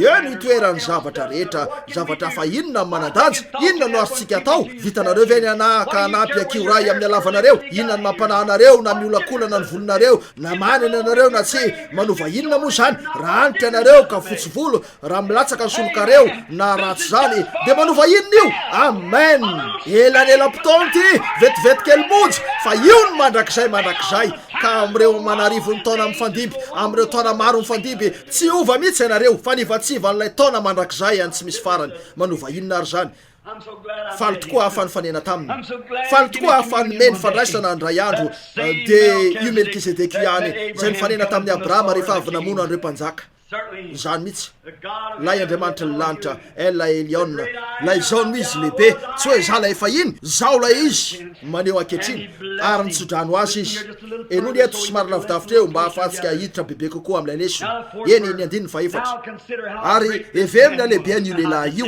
mieritreritra ny amin'io ihany koa everiny alehibe an'io lehilahy io mihoatra noho ny zanak'Andriamanitra izy lay zanak'Andriamanitra dia nanandray sy reny fa izy tsy lay zanak'Andriamanitra dia nanana voalohan'andro sy fiafaran'ny andro fa izy tsy izy ary zany io ny rain'ilay zanaka zay na izy azy teo everiny alehibe n'io lehilahy io zay nomeny Abrahama patriarka ny ampafolony zay tsara tamin'ny zavatra no baibony. Eny eno tsara. Ary zay avy tamin'ny taranaky Levy ka mandray ny fisoronana no mahazo teny aka ny fahafolokarena amin'ny olona araka ny lalàna, dia amin'ny rahalahy zany na dia teraka ny kibon'ny Abrahama azy ireny. Eny jereo ny eto raha tia hita zavatra ianareo. Nefa zay tsy isan'ny firazanany ireo akory no nandray ny fahafolokarena tamin'ny Abrahama sy ny tsodranoilay nanana ny teny fikasana. Abrahama no nanana ny teny fikasana, ary lehilahy io no nitsodrano any Abrahama zay nanana ny teny fikasana. Iza ary io? Fa ny taranaky Levy dia nandoa fahafolokarena tamin'ny rahalahy. Ana hoe ny rahalahy no nandoa fahafolokarena taminy, nahazo teny tamin'ny tompo izy ireo mba handray ny ampafolony tamin'ny asa nataon'ireo rahalahy ho fivelomany noho izy ireo nanao fisoronana. Eny izany dia manazava ny fisoronana Melkizedeka arak'izay resantsika eto mihitsy. Marina zany, saingy ty lehilahy ty nanaly anazy ny teny fikasana azy, alay lehilahy malaza indrindra teto tany Abrahama, dia niaona tamin'ity lehilahy ty ary nandoa ny fahafolokarena taminy. Tsy maintsy lehibe kokoa ary izy io. Enoy. Ary tsy azo lavina akory anefa fa ny kely no mahazo tsodrano amin'ny lehibe noho ny tenany. Zany mihitsy. Jereo hoe izy io. Ary ity dia zay olona mety maty no mandray ny fahafolokarena. Zany dia ny fisoronana araka ny lamina eo ampisorona sy ny mpitory sy sisa. Reo olona mandray fahafolokarena ary maty, hitanareo. Fa ny eto kosa lay mandray an'izany dia zay nambara fa velona. Inona no antony andraisan'ny lehilahy ray fahafolokarena raha nanany avokoa raha tsy nateraka mihitsy izy ary tsy faty mihitsy, sady nisy hatramin'ny voalohany ka hatramin'ny farany, sady tsy manana ndray na reny na firazanana, sady azy ny lanitra sy ny tany rehetra ary zay rehetra ho aniny. Nahoana izy no andray fahafolokarena? Nahoana izy no angataka ny Abrahama andoa ny fahafolokarena? Hitanareo ve fa zavatra manandanja ny fandoavana fahafolokarena? Ara-dalàna ny fahafolokarena. Ny kristianina tsirairay dia voafatotry ny adidy andoa ny fahafolokarena. Marina zany. Tsy mbola niova mihitsy zany ankehitriny. Ary toa azo lazaina fa Levy aza zay mandray ny fahafolokarena dia mba nandoa ny fahafolokarena koa tao anatin'ny Abrahama. Eny, misy zavatra eto. Satria mbola tao akibondrainy ihany izy tamin'ny tsenany Melkizedeka azy. Inona moa Levy? Abrahama dia dadan'ny Levy. Ary nilaza ny Baiboly fa Levy dia nandoa ny fahafolokarena folo sy tao akibon'ny Abrahama. Taranaka efatra talohan'ny aviny teto tany mihitsy nandoa ny fahafolokarena tamin'ny Melkizedeka izy. Isaorana neny anaran'ny tompo. Koa ianareo zay tsy afaka ino ny fanendrena raha teo ny fandaharana mialoha. Nefa eto taranaka efatra talohan'ny nivoahan'ny Levy tao akibon'ny Abrahama dia efa nandoa fahafolokarena tamin'ny Melkizedeka izy. Iriko ny anana fotoana andalinana nio manerana soratra masina raha tianareo raisiny io ary ampitaina amin'ny Jeremia 2:4. Dia hoy Andriamanitra, efa fantatro ianao fony tsy mbola noforonina tany akibony reninao, ary efa nao masiniko sy nitendreko mpaminaro an'ny firenena. Ka inona ary no azonareo lazaina fa nataonareo? Inona no azoko lazaina fa nataoko? Andriamanitra maneho famindram-po zany. Na fantatra antsika talohan'ny nandrenana zao toy izao Andriamanitra. Tsy misy tia noverina dia raha iaza mazava ho azy. Nefa raha Andriamanitra izy dia fantany hoe iza no voavonjy ary iza tsy voavonjy. Raha tsy zany dia tsy mahalala ninonina izy. Raha tsy fantany hoe iza no lasa mifampakarana talohan'ny nanaovana zao toy izao dia tsy Andriamanitra izy. Raha tsy manapetra izy ka dia fantany ny parasy rehetra, ny lalitra rehetra, ny bibikely rehetra, ny kongona rehetra zay mety ho eto tany talohan'ny nanaovana ny tany. Marina zany, fantany zavatra rehetra talohan'ny nanorenana zao toy izao dia efa nahafantatra antsika izy. Hoy ny Baiboly hoe efa fantany sika ary nanendry antsika raha teo izy.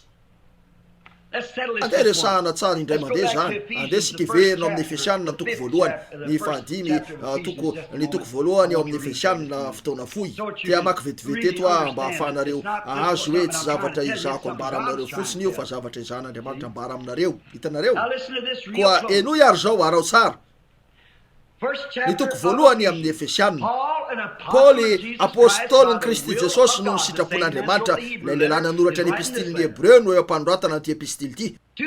ho an'ny olona masina, tsy natao ho an'ny tsy mino izy ty fa ho an'ny olona masina, reo zay no amasinina.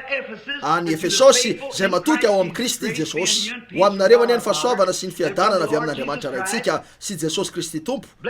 Isaorana ane Andriamanitra rainy Jesosy Kristy Tompontsika zay nitahantsika amin'ny fitahim-panahy rehetra any an-danitra, araka ny eny ho tsara eto ny 14, araka ny fidianany antsika tao aminy, fony tsy mbola ary ny fandrenany zao toy zao. Izy ary le hoe isika eto ny fiangonana, ny fidianany antsika tao aminy Kristy, fony tsy mbola ary ny fandrenany zao toy zao, mba ho masina sady tsy misy tsiny eo anatrehany sika rehefa mitendreny raha teo amin'ny fitiavany sika, mba ho azy amin'ny fananganananaka amin'ny alalan'i Jesosy Kristy arak'izay ankasitrahany fony. Iza nanao an'io? Andriamanitra no nanao an'io. Efa fantatr'Andriamanitra hatramin'ny voalohany hoe iza no voavonjy ary iza no tsy voavonjy. Zany mihitsy tsy misy tiano very na de ray azy, saingy tsy nandefa Jesosy tety izy mba ahitany raha anao fietsika toy zao ianareo, mampalahelo Jesosy tena malahelo azy tsaratsara ngamba no voavonjy ka anoana an'io.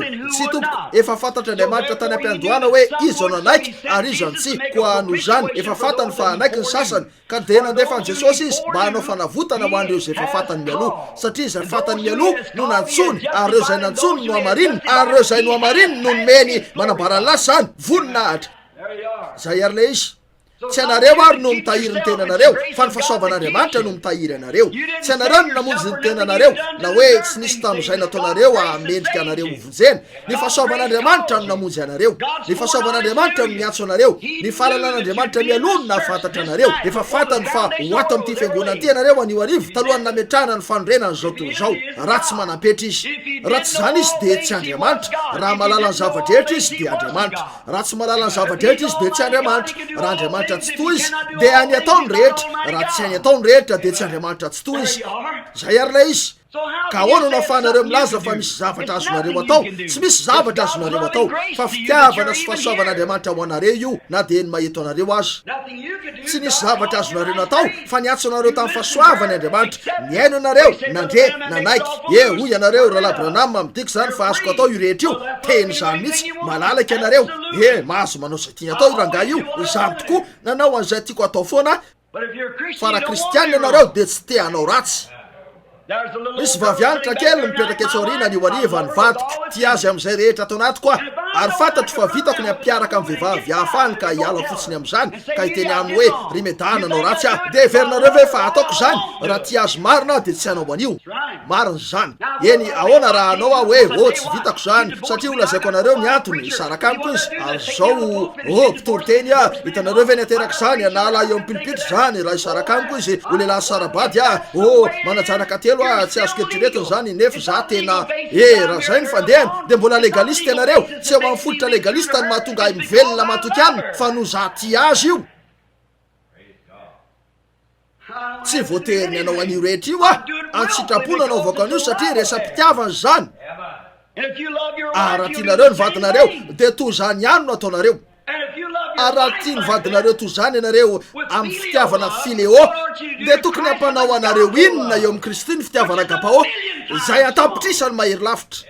Raha tena tian'Andriamanitra ianareo, raha nalala ny hariva fa afaka hivoteny ary mamo, raha fantatra ny hariva fa afaka hirendrarendra anao fitondran-tena ratsy, raha fantatra ny hariva raha tatapoka akory aza ny anao an'izany hoe akeny anao an'io amin'ny fahafantarana fa mela izy, de tsy hanao zany mihevitra ny amin'ny loatra tiako izy. Zany mihitsy azo antoko. Zany no antony tsy varotako ny fahatsapako amin'izay mety ho anara-piangonana. Tsy tompoko. Na Assemblée de Dieu, na Église de Dieu, na mpivahiny masina, na méthodiste, baptiste, presbyteriana, na katolika, tsy handray an'izay tolotra mety ataony ho takalo ny fahatsapahana io, satria tsy avy amin'ny olona mihitsy zany fa avy amin'Andriamanitra. Tsy tompoko, tsy varotra ny fisikiko amin'izay mety ho rock and roll ny Elvis Presley, na ho takalon'ireo andiana katolikany, na hoe kadiakany, na reo dolariny amatapitrisa sy sisa zay azo isam-bolana. Tsy tompoko, tia azy ary raha mbola tia azy toy zany de toetra matoky aminy, ary ny antso sy ny fidy Andriamanitra de nametraka zavatra atao anatiko, ka tia azy tsaroky raha misy Hislaire malala azy avokoa ianareo ny akamaroanareo tonga teto mihitsy izy lay senatorany Indiana tonga teto ny lalaon'ny gitarany rehefa maty ny zanako maty ny vadiko ary nandro tao am-pasany fa nandeha teny an-dalana sady nataoko akatoka ny tanako ny tomaly aho de nitsambikina niala teo amin'ilay fiarany efa tota izy ary namiana tamin'ny tanany nanao hoe ribili tiany anao aho ozy efa nandrianao ny tory aho ka efa saiky anjera mihitsy teo amin'ny pulpitra efa nandrianao teny anjoron-dalana sisa ny toromafy an'i Kristy ozy ankehitriny nalainy ny rainao nalainy ny rahalahinao samy nendany izy roa ka maty teo an-tananao izy reo maty teo izy maty ny vadinao teo ampiazonana ny tananao ary maty ny zanakao kanefa niantso azy ianao mba hanampy anao nefa nomelona mosiny ianao ahoana ny eritreritrany aminy oya ty azy am'izay rehetra atao anaty koa raha lefany any amin'ny elo aho de mbola ho ty azy marina izy tsy hoe lazaiko any zany fa 20 taona zay ny nanam-porofo an'izany marina zany raha ty azy ianareo tsy adidy zany ka hoe tsy vitako zao ary tsy vitako zato ty azy loatra ianareo ka ataonareo io satria efa nifidy anareo izy tsy anareo mihitsy no nifidy azy izy no nifidy anareo inareo mitadiny tompo mitadiny tompo tsy misy olona mitady an'Andriamanitra no mitady ny olona mety hitady sitraka aminy ianareo nefa tsy maintsy efa ovan'Andriamanitra ny toetrareo alohan'ny hafanareo mitady azy satria mpanoty anareo kisoy ianareo marina zany fa ny olona sasany aminareo de makany am-piangonana sady miaina amin'ny maha-pikambana ary mivoakeny manao an'io zavatra zao tolo zao rehetra io nefa de mbola miverina manao hoe mpikambana amin'ny fiangonana zany ka tena lavitry ny hoe an'Andriamanitra azo antoko za tsy nefa hitanareo fa zay no ataon'ny olona azo lazainy zany mpikambana mahafinaritra izy reo marina zany afaka ho mpikambana amin'ny fiangonana ianareo ary mahavita an'ireny zavatra reny saingy tsy afaka ho kristianina ianareo nefa mahavita zany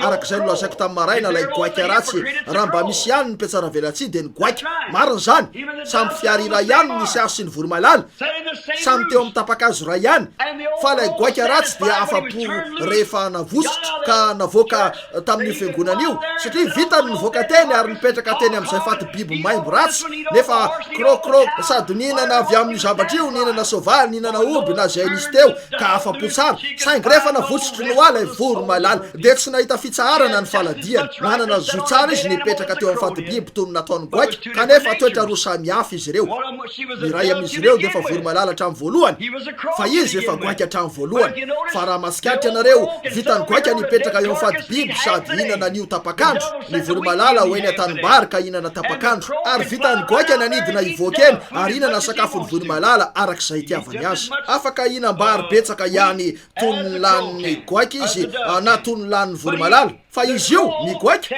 vitany nihinana ny sakafony voromalala fa tsy vitany voromalala ny hihinana sakafony goaika marina zany koa vitany petsara velatsy ratsy ny akaty am-piangonana ka hifaly sy oby ary hiderany tompo de toizanto zany hatrany nefa hiverineny avy hatrany ka hifaly am'ireo zavatra zao tolo zao fa ny kristianina nateraka indray de tsy mahavita zany satria ny fitiavan'Andriamanitra ny manery azy hoe mafaritra zay tsy avy tany an'io koa raha kristianina noho ny fikambanana amin'ny fiangonana fotsiny ianareo ka niala tsy manao an'izao sy zao nefa mbola ao ihany le faniriana teo de mila fanitriana afy ianareo tena marina zany ary ianareo vehivavy mahavita mitafy an'ireny zavatra kely ny sorta ary mivoakeny andalabe nefa miantso tena ho pino ianareo sangisany ohatra tena mampalahelo angamba raha tena nanana ny Kristy tao am-ponareo ianareo de tsy nolainareo ny eritreritra zavatra toy reny tsy ahoaka zay ataony vehivavy hafa na zay ataony zazavavy hafa fa hiavaka ianareo no lay fitiavanareo any Kristy loatra niresaka tamina vehivavy ray andra andro tao amin'ny trano ray nanandritra ny tanany toy zao izy nanao hoe ry pastora Branham zara raha mitafy rehefa ao an-tranoko mivezivezy etseroa ho ianakapo enatra mo anao na ao an-tranonao azy tsy ahoaka zay misy anao marina zany mitafy ary mitondra tena toy ny vehivavy toy zay tokony ataon'ny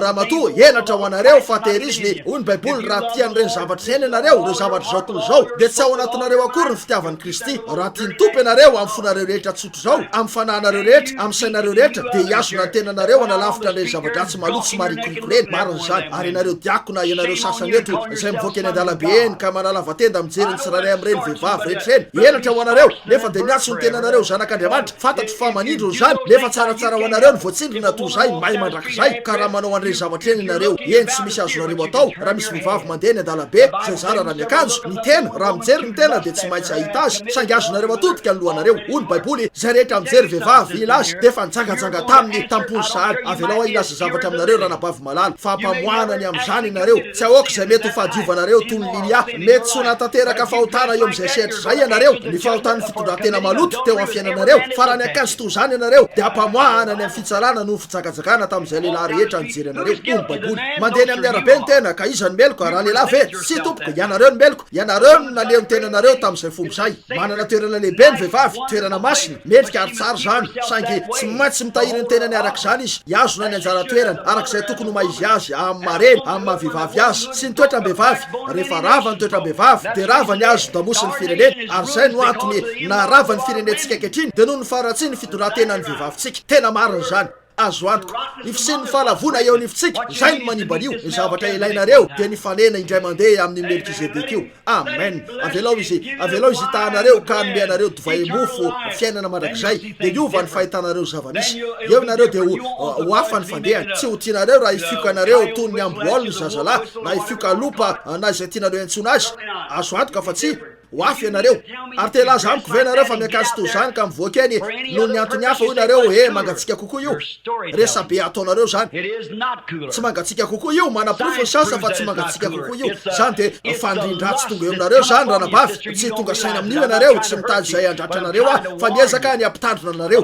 maro ny vehivavy tsara toetra tena madio tsy misy toy zany raha matokely mahafinaritra nefa mivoaka eny manao andreny zavatra reny eny an-dalabe sady tsy tonga saina ny amin'izay ataony satria misy mpitoroteny azony fiamorana zay matahotra ny tsy andaovany vadinareo intsony fa folo-karena ao am-piangonana raha misy ny fanenany a Melkizedeka dia efitra ny amin'ireo zavatra reo izy itory ny filazantsara izy raha manindrona ny fiainana miafina azy zany dia itorany foana izy tena marina zany manao an'izany ianareo ary ataonareo zany noho ny fanahy ny fanindrindratsy mipotra ary ianareo lehilahy zay amela ny vadinareo manao an'ireny karazany zavatra reny tsy manana toko firy any amin'izay mahalehilahy anareo marina zany marina zany eny tsy misy fandokatokafana eo amin'izany satria na hoe fialatsiny satria marina zany zay rehetra lehilahy mamela ny vadiny ivoaka eny an-dalabe anao toy zany ry rahalahy ianareo ny tokony anao an'ireny akanjo ataony reny marina zany ianareo ola tsy milaza hoe tsy anao an'izany ny vatika sangilaiko miova sy vatika amin'izay maizy ankehitriny raha misy ny velomako miaraka aminy nefa manao toy zany izy ary tena marina zany reo zanako vavy mety anao an'izany izy reo rehefa lasa vehivavy lehibe tsy milaza hoe tsy atao zany tsy malala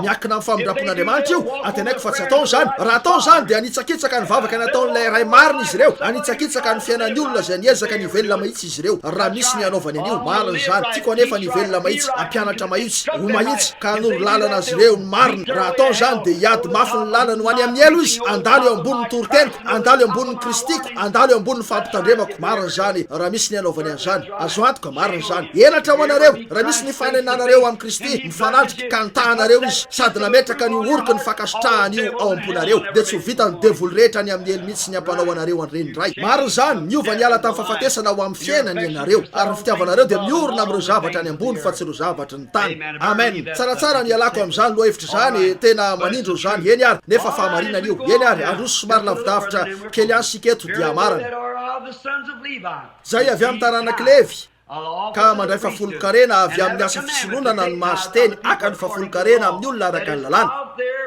dia amin'ny rahalahy zany na dia teraka ny kibony Abrahama azy ireny nefa zay tsy isan'ny filazanan'ireo akory no nandray ny fafolo-karena tamin'ny Abrahama sy ny tsodrano lay nanana ny teny fikasana ary tsy azo lavina akory anefa fa ny kely no mahazo tsodrano amin'ny lehibe noho ny tenany ary eto dia zay olona mety maty no mandray ny fafolo-karena fa any kosa dia zay nambara fa velona ary za ary to azo lazaina fa Levy aza nandray ny fafolo-karena nandray ny fafolo-karena dia mba nandony fafolo-karena koa tao anatin'ny Abrahama satria mbola tao an-kibon-drainy ihany izy tamin'ny tsenan'ny Melkizedeka azy ny toeponareo manoloana ny Kristy dia isy fiatraikany lehibe eo amin'izay ho maizy ny zanakareo ny fiainana ivelomanareo eo anatria ny fianakavianareo dia isy fiatraikany lehibe eo amin'izay ho maizy ny zanakareo satria nilaza ny baiboly fa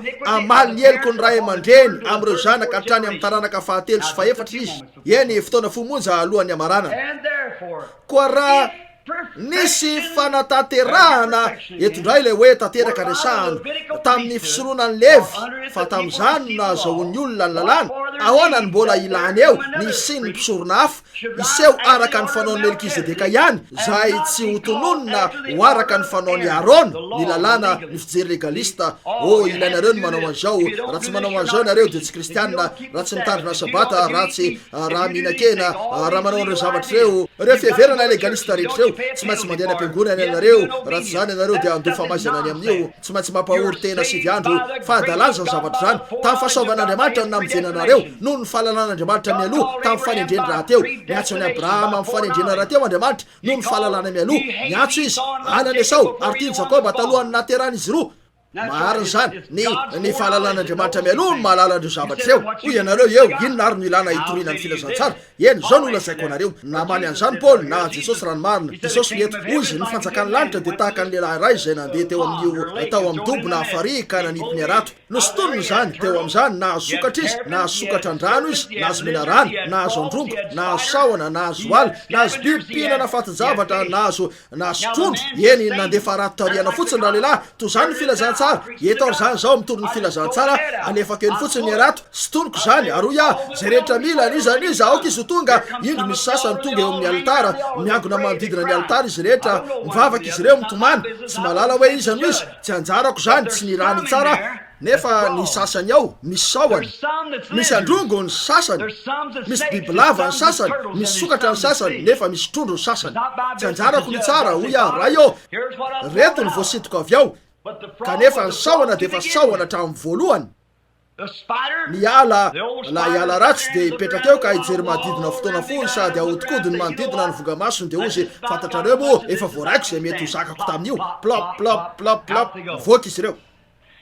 Anangalohany menarana vavy ratsy ka anao hoe ny fantatrao moa raha mitoritory zany izy ireo ka manohitra ny fanaovana sorta sisisa dia mamely ka dia hiala amin'io andihana olirolera io zany mihitsy io rehetra io. Efa biby lavatra amin'ny voalohany ianareo, tena marina zany. Ary indro ilay Ramsey goaika sahona ratsy miaraka amin'ny sigara be eo ambavany toy ny ombilany Texas borotandroko. Eo izy sady hijery manodidina na hoe tsy manameloka mihitsy mifoka ialako amin'izay ty resaka ty zao. Ry sahona ratsy efa zany na izy anao hatramin'ny voalohany. Tena marina zany. Tena marina zany. Ny toetrareo no manaporofo ny maizy anareo. Ny fiainanareo no maneho mamoaka taratra ny maizy anareo.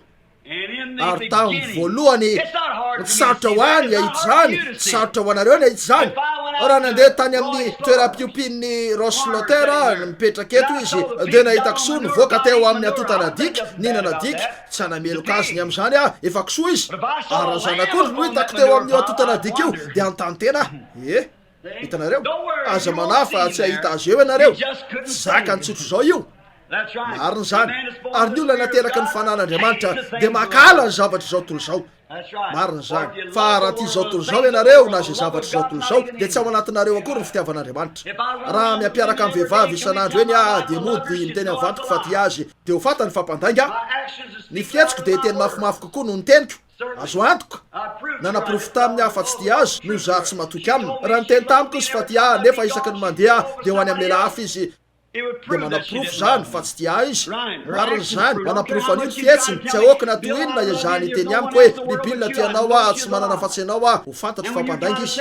Ary efa miezaka amin'azy ianareo hoe tompo tianao nefa manao ny zavatra zao tontolo zao dia fantatr'Andriamanitra fampandainga hatramin'ny voalohany ianareo. Nahoana ary inona ny ilana anaiky fahatsapana atsasadalana sy ny zavatra hafa toy zany nefa feno zavatra tena izy ny abakabaky ny lanitra. Nahoana ny tianareo no kristianina mampalahelo miambo atsasadalana matimaty milaza tena nefa azonareo atao no tena zanak'Andriamanitra nateraka indray sady maneno ao am-ponareo no lakiloso ny fifaliany lanitra mifaly sy mideran'Andriamanitra mivelona ny fiainam-pandresena amin'ny alalan'i Kristy Jesosy. Tsy hoe miezaka ny anao anio amin'ny alalan'ny tenanareo satria tsy ahomby hatramin'ny voalohany ianareo fa raiso amin'ny teniny izy ka mitoera tsara eo amin'izay no lazainy ho fahamarinana. Ary mino azy tiavo izy dia hanao ny zavatra rehetra iara-iasa soanareo izy. Zay lay izy. Zay ny fandehany.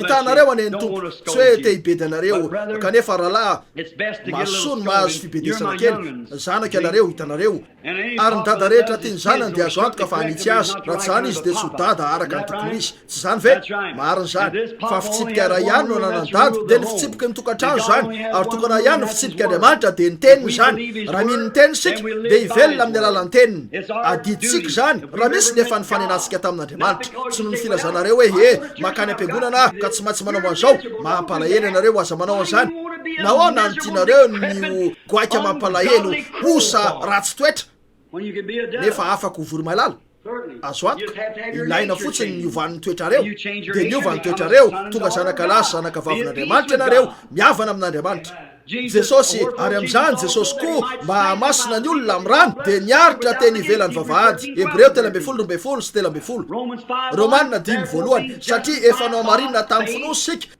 tsy amin'ny fandraisan-tanana tsy amin'ny batisan'ny rano tsy amin'ny fametrahan-tanana tsy amin'ny fikana tsy amin'ny fiteny amin'ny teny tsy fantatra tsy amin'izay fitanana ivelany fa efa noamarinina tamin'ny finosy sika dia manana fihavanana amin'Andriamanitra amin'ny alalan'i Jesosy Kristy tompontsika tafafindra ny ala tamin'ny fahafatesana mo amin'ny fiainansika ka tonga olombavao satria nino no zanaka nahatokan'Andriamanitra ary nanaiky azy ho mpamonjy antsika manokana ary ny rano niasa anio ariva ho toy ny fanavotana ny amin'ny fahotantsika mba haka ny toerantsika tao amin'ny testamenta taloha toerana tokana ihany nananana fiambonana dia teo ambany rà milain'ny mpino sy rarany ho tonga teo ambany rà rehefa nyvonoana ilay vatitrombo vavimena dia natao fanatitra noho ny ota izy tsy maintsy mena io ny Exodosy 7:20 zany raha misy tia maky an'io ary tsy maintsy alaina izy io ny kilotro ny rehetra miaraka dorana ary avy amin'izany nanaovana rano fanadiovana natao teny ivelan'ny vavahady io tsy maintsy tanana madio no nikarakara zany ny raha nio vatitrombo vavy io no nialony teo amin'ny fiangonana ary nampiarina impito teo amin'ny varavarana ary eo ny olona maloto rehetra manatony eo dia tsy maintsy manaiky sy mahita n'io raha io aloha ary matsapa fa tsy misy fiombonana afa-tsy eo ambanin'io raha io raha ny marina no an'ny toerana nafahan'ny mpivavaka tena hivavaka ara-dalàna dia teo ambanin'ny rà avy eo ny zavatra voalohany ilaina nataony talohany nafahany hoe eo ambanin'ny rà dia nilainy na mafazana n'io rano fanadiovana io dia nadio ilay olona tsy nadio fa nalain'izy ireo ilay rano fanadiovana ary nafafiny teo amin'ilay olona mpivahiny nampisaraka azy tamin'ny fahotany avy eo izy dia nandalo teo ambanin'io raha voafafy impito io ary nanana fimbonana tamin'ireo mpinosisa teo amin'ny fanatrehan'Andriamanitra fomba tokana ihany no anaovany zany tsy ny fandraisan-tanana tsy ny fikambanana amin'ny fiangonana tsy ny batisa tsy ny fihetsem-po fa ny amindra eo amin'ny rano fanadiovana mametraka ny tananareo ampinoana eo amin'ny lohan'i Jesosy ka hanao hoe mpanota ary maty teo amin'ny toeraka ianao ary misy zavatra atao anatiko milaza amiko fa mela ny fahotako ianao ka manaiky anao ho toy ny mpamonjy amanokana ankehitriny mandehana eo ambanin'ilay raha lay teo dia manana fiombonana amin'ireo zanak'Andriamanitra zay lay izy minana mofo sotrony divay ary manana fiombonana amin'ny fiangonana tsy mahafinaritra va izy tsy tsara va izy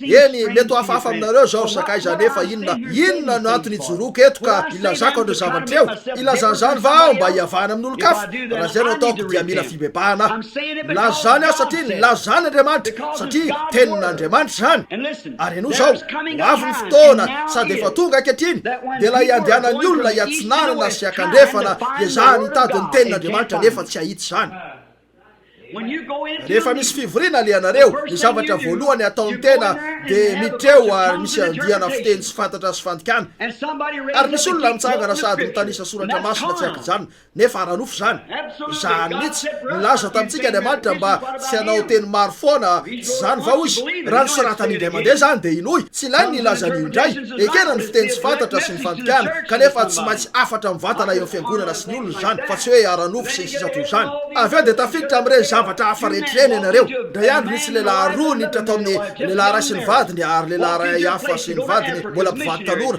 niditra tao amin'ny toerana iray izy ireo ho any Afrika hanao misionera nisy olona nitsangana ary nanome faminaniana ny teny tamin'ny fiteny sy fantatra ary nisy fantikanteny hoe ny famadika ny vadiny izy ireo ka hoe tsy tokony ho toy zao no izy tsy lay tokony ho vadiny io ary nisaraka ireo mpivady roa ireo ary nanambady indray mandeha indray lay lehilahy naka ny vadiny ray hafa lay ray koa toy zany nefa mpitarika ao amin'ny anaram-piangonana pentekotista ary nakany Afrika ho toy ny misionera ry lalahy rehefa nanao fianianana anareo dia manana didy voafaritra io fianianana io manam-panafahany fahafatesana anareo tena mariny zany azo antoka rehefa manao fianianana anareo dia voafaritra zany fa adalany ireo rehetra eo ary rehefa tonga eo amin'ny faritra zany hoe rehefa makany amin'ireo fiangonana ny tena sady tena mangatsiaka zany no ara-pomba ny mainy ka ny maripana ara-panahy dia any amin'ny 10 any ambanin'ny aotra fa mipetraka eo toy ny zavatra ao anaty vinaikitra ny olona ka tena marikivy sady tsy mirarano manao ratsy tarehy Ary misy olona re etsy ajorony etsy aoriny zay mety hiteny kely tsindranay amin'ny akamona amen de to mana fotoana azy ireo zany ary samy anenjana antenda antologisany rehetra itototodika ijery hoe misy inona fantatra ndray fa mariny zany tsy sangisangy ny ilazako an'izany tsy toerana sangisanginy eto famarinana zany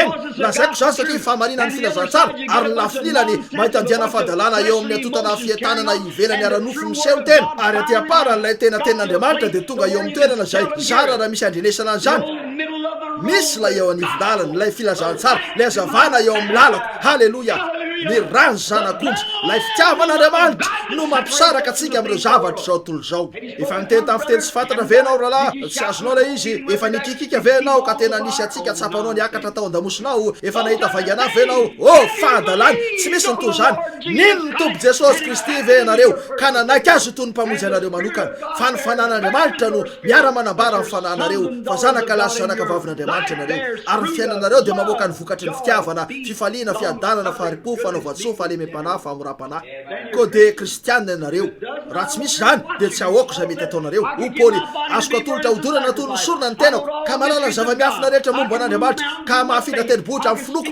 afaka hiteny amin'ny fitenin'ny olona sy ny anjely nefa tsinitsinina ahoanany amin'izany Korinthiana 1:13 jereo raha marina zany na tsy eny jereo eo raha Korinthiana 2:13 ataoko fa zay na eny ny Korinthiana 1 na faharoa Korinthiana 1 eto Korinthiana 1:13 io misy na de miteny amin'ny fitenin'ny olona sy ny anjely aza zany hoe lay karazany azodika sy lay tsy azodika de tsinitsinina maso inona ary ny lalaovana eo amin'izany na de mahalala zava-miafin'Andriamanitra rehetra aza nahoana anareo ny makany amin'ny seminera ary miezaka nianatra be an'izany tsaratsara ho anareo ny fanitsy amin'Andriamanitra aloha zany mihitsy no everiko aho fa oh tena alleloia tonga mihitsy anareo amin'ny hoe tsy afaka anao fivoriana raha tsy manao fitoriana ho fanasitranana na karazana fagagana mitranga le taranaka raha tsy fanasy bijagajaga de fatra-pitadiny toy zany inona tadiavinareo amin'izany lasy Paoly fa mety vitany ny anaovany rehetra io na de ny amindra tendrombohitra azy nefa mbola tsinitsinina izy raha ny fiteny tsy fantatra de hitsahatra raha ny fahalalana de ho foana raha ny faminaniana de ho levona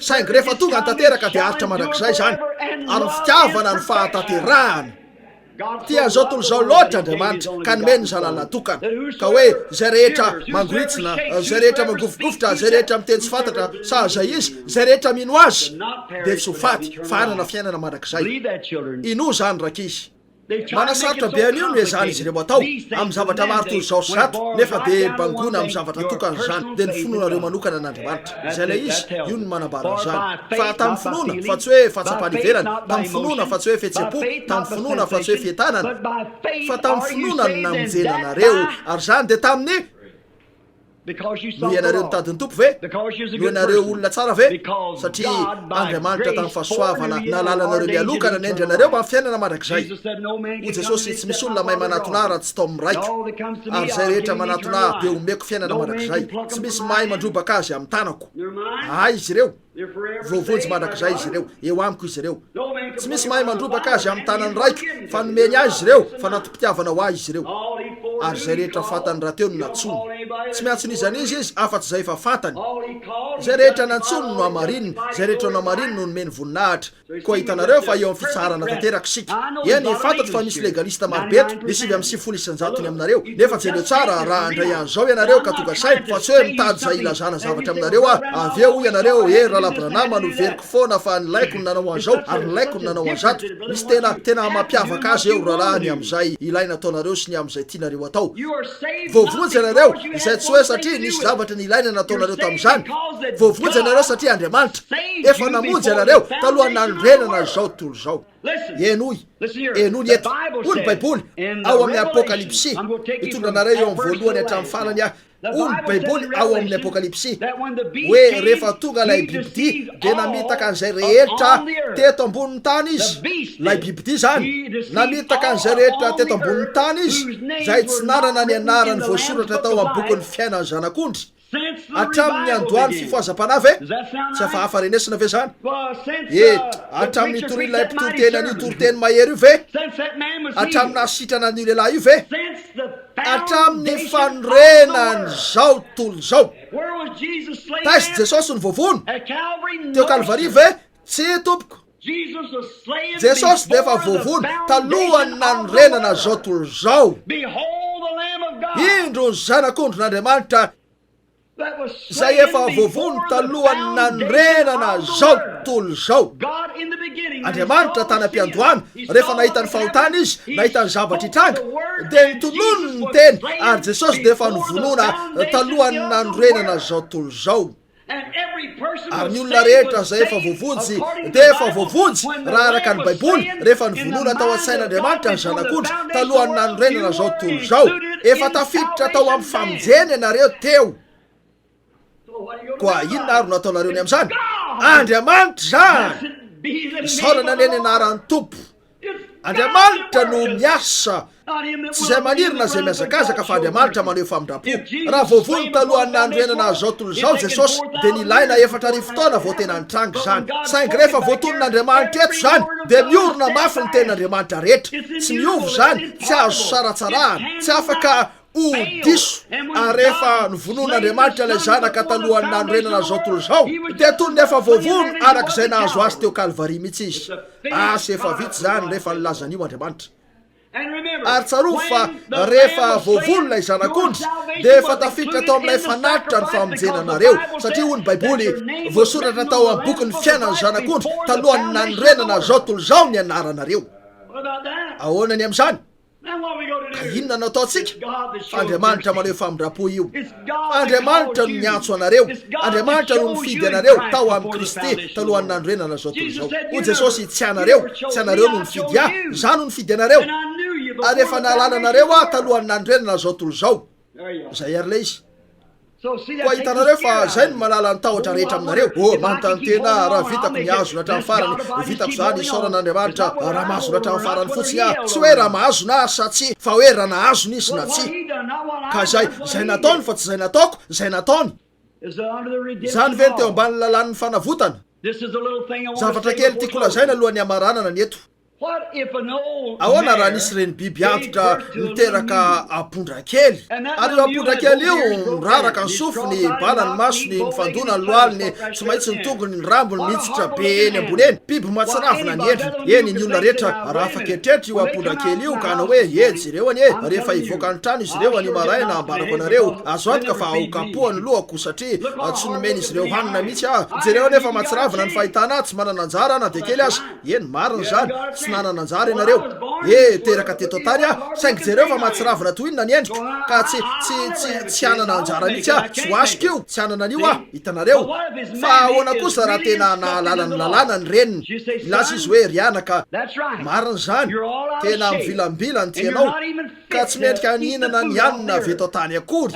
Marina zany, tsy metrika ianao nefa rianaka nahoana ianao ny voaloha terako. Ary fantaro fa teraka teo ambanin'ny fisokiny ianao ary tsy ahitanao mihitsy ny mpisorona, kanefa noho ny aminao tsy maintsy misy zanak'ondry tsy manatsiny sady tsy misy kilema eo zay tsy maintsy ho faty eo amin'ny toeranao mba hahafahanao ho velona. Eny afaka bitaka ny kitrony io apondra kely io ka hifaly avanja, tsy manova zavatra zay maizy azy, satria tsy ahita azy mihitsy lay mpitsara, lay mpisorona.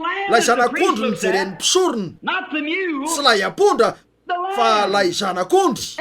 Ary Kristy no jeren'Andriamanitra fa tsy anareo. Kristy no jerena. Koa raha tsy misy lesika eo aminy dia ahoana no hampisy lesoka eo? Ahoana no ahafahany mahita lesoka? Raha maty ianareo ka miafina amin'ny Kristy amin'ny alalan'Andriamanitra ny fiainanareo, vao hisy tompo-kasety amin'ny fanamasina, izay nateraka Andriamanitra dia tsy manota satria tsy mahay manota izy. Ahoana no ahafahany manota nefa misy fanatitra tanteraka eo amin'ny toerany? Tsy mijery ahy mihitsy Andriamanitra, Kristy no jerena satria ao amin'ny Kristy isika. Eny, raha tiako Kristy dia hiara-belona aminy aho, tsy hampiditra mihitsy izy raha tsy efa fatany. Raha namonjy ahy Andriamanitra androany nefa fatany fa nahary ahy izy afaka enin'andro dia diso tamin'ny tanjona an-kendreny ihany izy.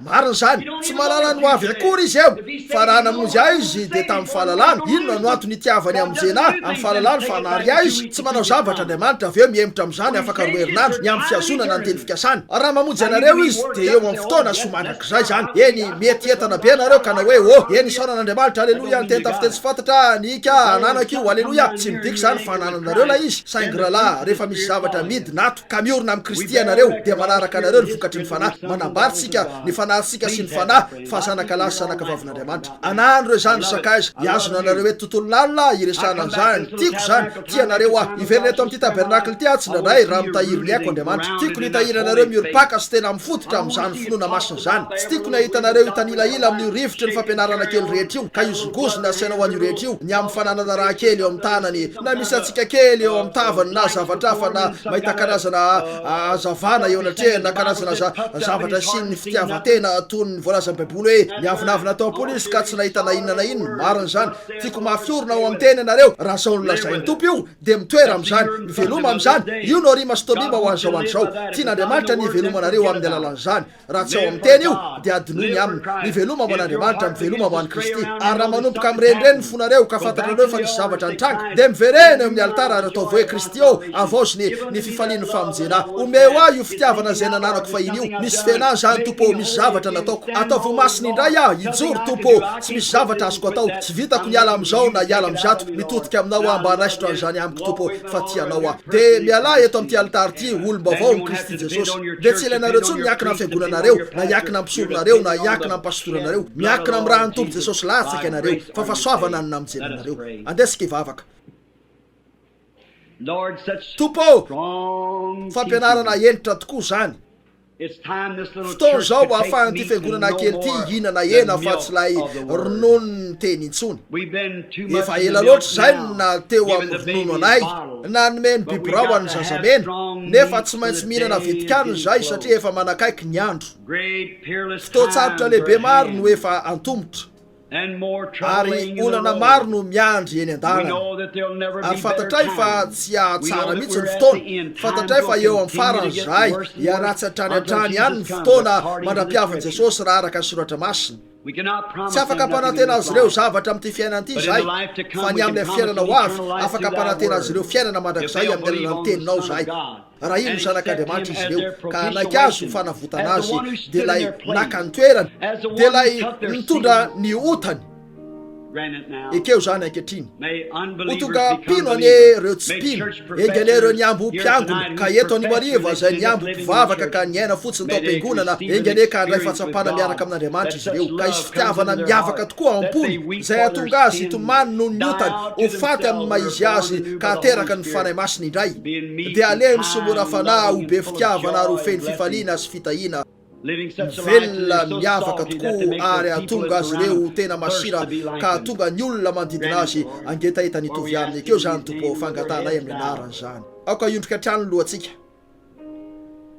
mantany tena ny ariva raha isy anankiray eto anao hoe rahalahy Branham raha nolanjaina teo amin'ny zanan'Andriamanitra amin'izao fotoana zao de tsy ho vitako velivelona ovina na ovina ny amaly an'io zavatra takina nambaranao an'io ariva io tiako raha hotsarovanao ambavaka mba hiovan'ny famindrako ka hiditra Andriamanitra ary amoaka n'io fahadalana io amiko ary atonga ao kristianina tena izy ananganantananareo ve nareo mba hivavahana raha sitrakareo Andriamanitra hitanao Andriamanitra hitanao Andriamanitra hitanao itsorina Andriamanitra hitanao Andriamanitra hitanao Andriamanitra hitanao ry ralazik'olona Andriamanitra hitanao ranabavy masina masina masina ny tompo Andriamanitra ny tafika ny lanitra sy ny tany dia feno anao ny lanitra sy ny tany de midera anao ry tompo avo indrindra masina raha mbola mieritreritra ianareo eto eo mpivavahana raha tsapanareo marina fa diso ianareo ka tianareo nifanitsy ho sitrakareo ve ny anangatanana ka anao hoe Andriamanitra atao voarak'izay tokony ho maizy Andriamanitra hitanao raha matokely Andriamanitra atao voarak'izay tokony ho maizy Andriamanitra hitanao roalahy ranabavy ianao rietsire miletika ny andro fantatro fa sarotro zany sakaiza nefa aleo mahafantatra ny fahamarinana ankehitriny mivavaha mangina ankehitriny masina masina masina ny tompo Andriamanitra ny izy rery no masina.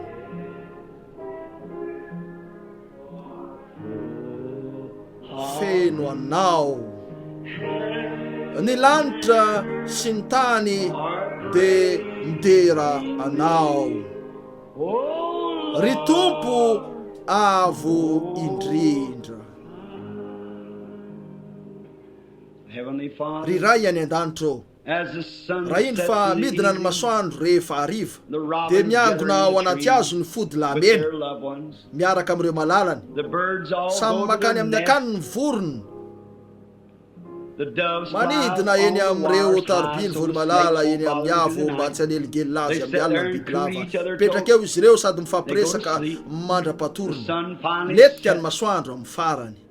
Ho tonga eo amin'ny ora io zahay indray androany, isy ny filetehan'ny masoandro.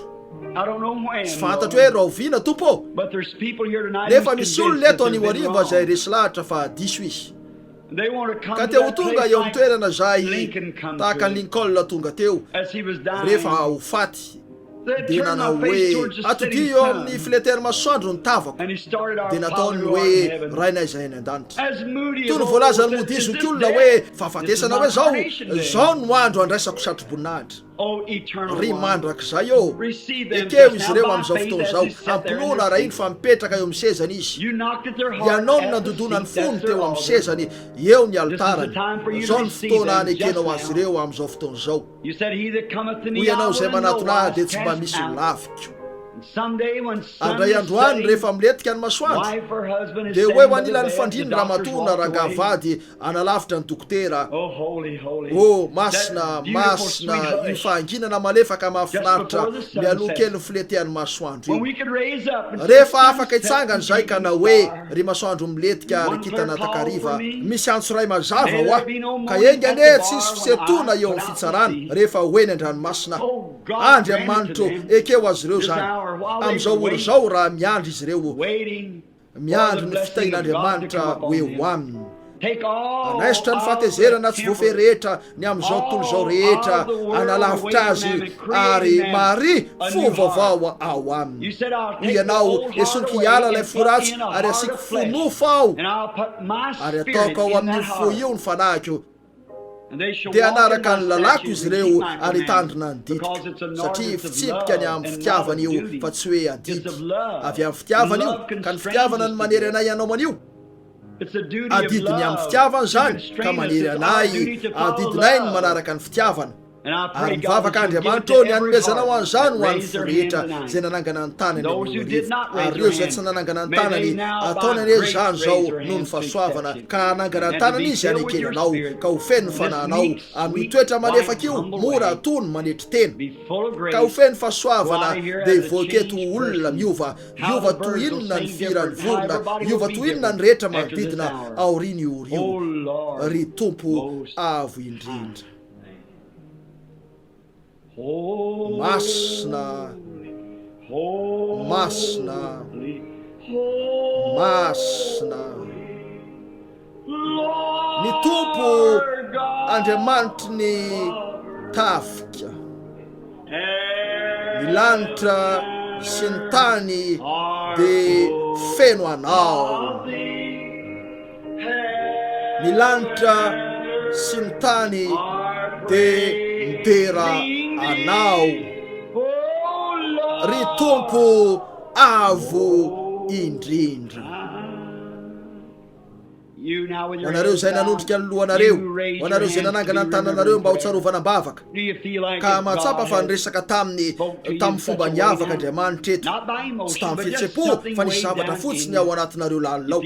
Tsapanareo ve fa tao nanome fiainana mandrakizay Andriamanitra? Tsapanareo ve fa raha hialy eto am-piangonana ianareo anio hariva dia toy ny olon-kafa atsangano ray ary ny tananareo anio hariva? Andriamanitra hitanao rianaka, Andriamanitra hitanao rahalahy, Andriamanitra hitanao ranabavy, votaina Andriamanitra ianareo. Marina zany, hialy eto amin'ity fiangonana ity anio hariva olo-baovao, zaza voateraka ao amin'ny fanjakan'Andriamanitra. Zay ny nisy. Fantatro fa lamina fanao ny fahatongavana amin'ny altara. Ny altara nataon'ny metodista io, namina metodista ny tiako ambara, tao amin'ny fiangonana metodista no siny zany voalohany tamin'ny andron'ny John Wesley, tsy tamin'ny andron'ny Baiboly mihitsy zany. Zay rehetra niny dia niampy ho isan'ny fiangonana. afaka ino ianareo na aiza na aiza misy anareo na eny an-tsaha na eny amin'ny arabe na aiza na aiza tsy manova zavatra zany fa raha vao manaiky any Kristy ho mpamonjy anareo manokana fotsiny asan'ny fanamasina tonga ao amponareo zany rehefa mino azy ianareo manaiky azy tafafindra ny ala tafafatesana ho amin'ny fiainana dia tonga famoronana vaovao amin'ny Kristy Jesosy. Aza mba mandalo ahy ry mpamonjy soa mitsangana ary ankehitriny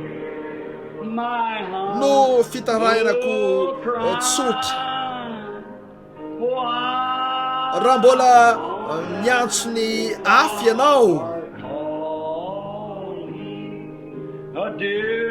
aza mba mandalo ahy. Eny tiako ilay tovolahy sy ilay vehivavy zay ataoko fa hovadiny ilay nanangatanana teo tiako ianareo raha nangana ny tananareo indray eny ry anaka ianao miakanjo ambony mena sy ilay vehivavy ianareo zay nanaiky any Kristy ho mpamonjy anareo manokana ilay tovolahy eo amin'ny seza misy gidi dia nanaiky any Kristy ho mpamonjy tsapa ny faharovijen'Andriamanitra izy ary ianareo sasany etsoarina zay nanangana ny tanany atsangano ray zany mba ahafahany olona hijery anareo ka hanana fimbonana aminareo raiso tanana ny olona manodidina anareo toany izy ireo laza hoe Andriamanitra hitahanao tonga soa amin'ny fanjakan'Andriamanitra rahalahako rahavaviko fiombonana zany nitadiavintsika Andriamanitra hita raiso tanana ny tovolahy eo amin'ny seza io omba azy any Andriamanitra marina zany manao tonga soa anareo ao fiombonana ny fanamasina zay raha mbola tsy natao batisa ianareo ka maniry ny atao batisa dia mitadiava lalana ary ambarao amin'ny pastorany amin'izany efa misy rano ny dombeto zao arivo zao raha misy tia atao batisa vonona ny rehetra misy fomba efa nanaovana batisa anareo ve efa vonona nefa nitombo raha misy tia atao batisa ny baiboly mibeba ianareo rehetra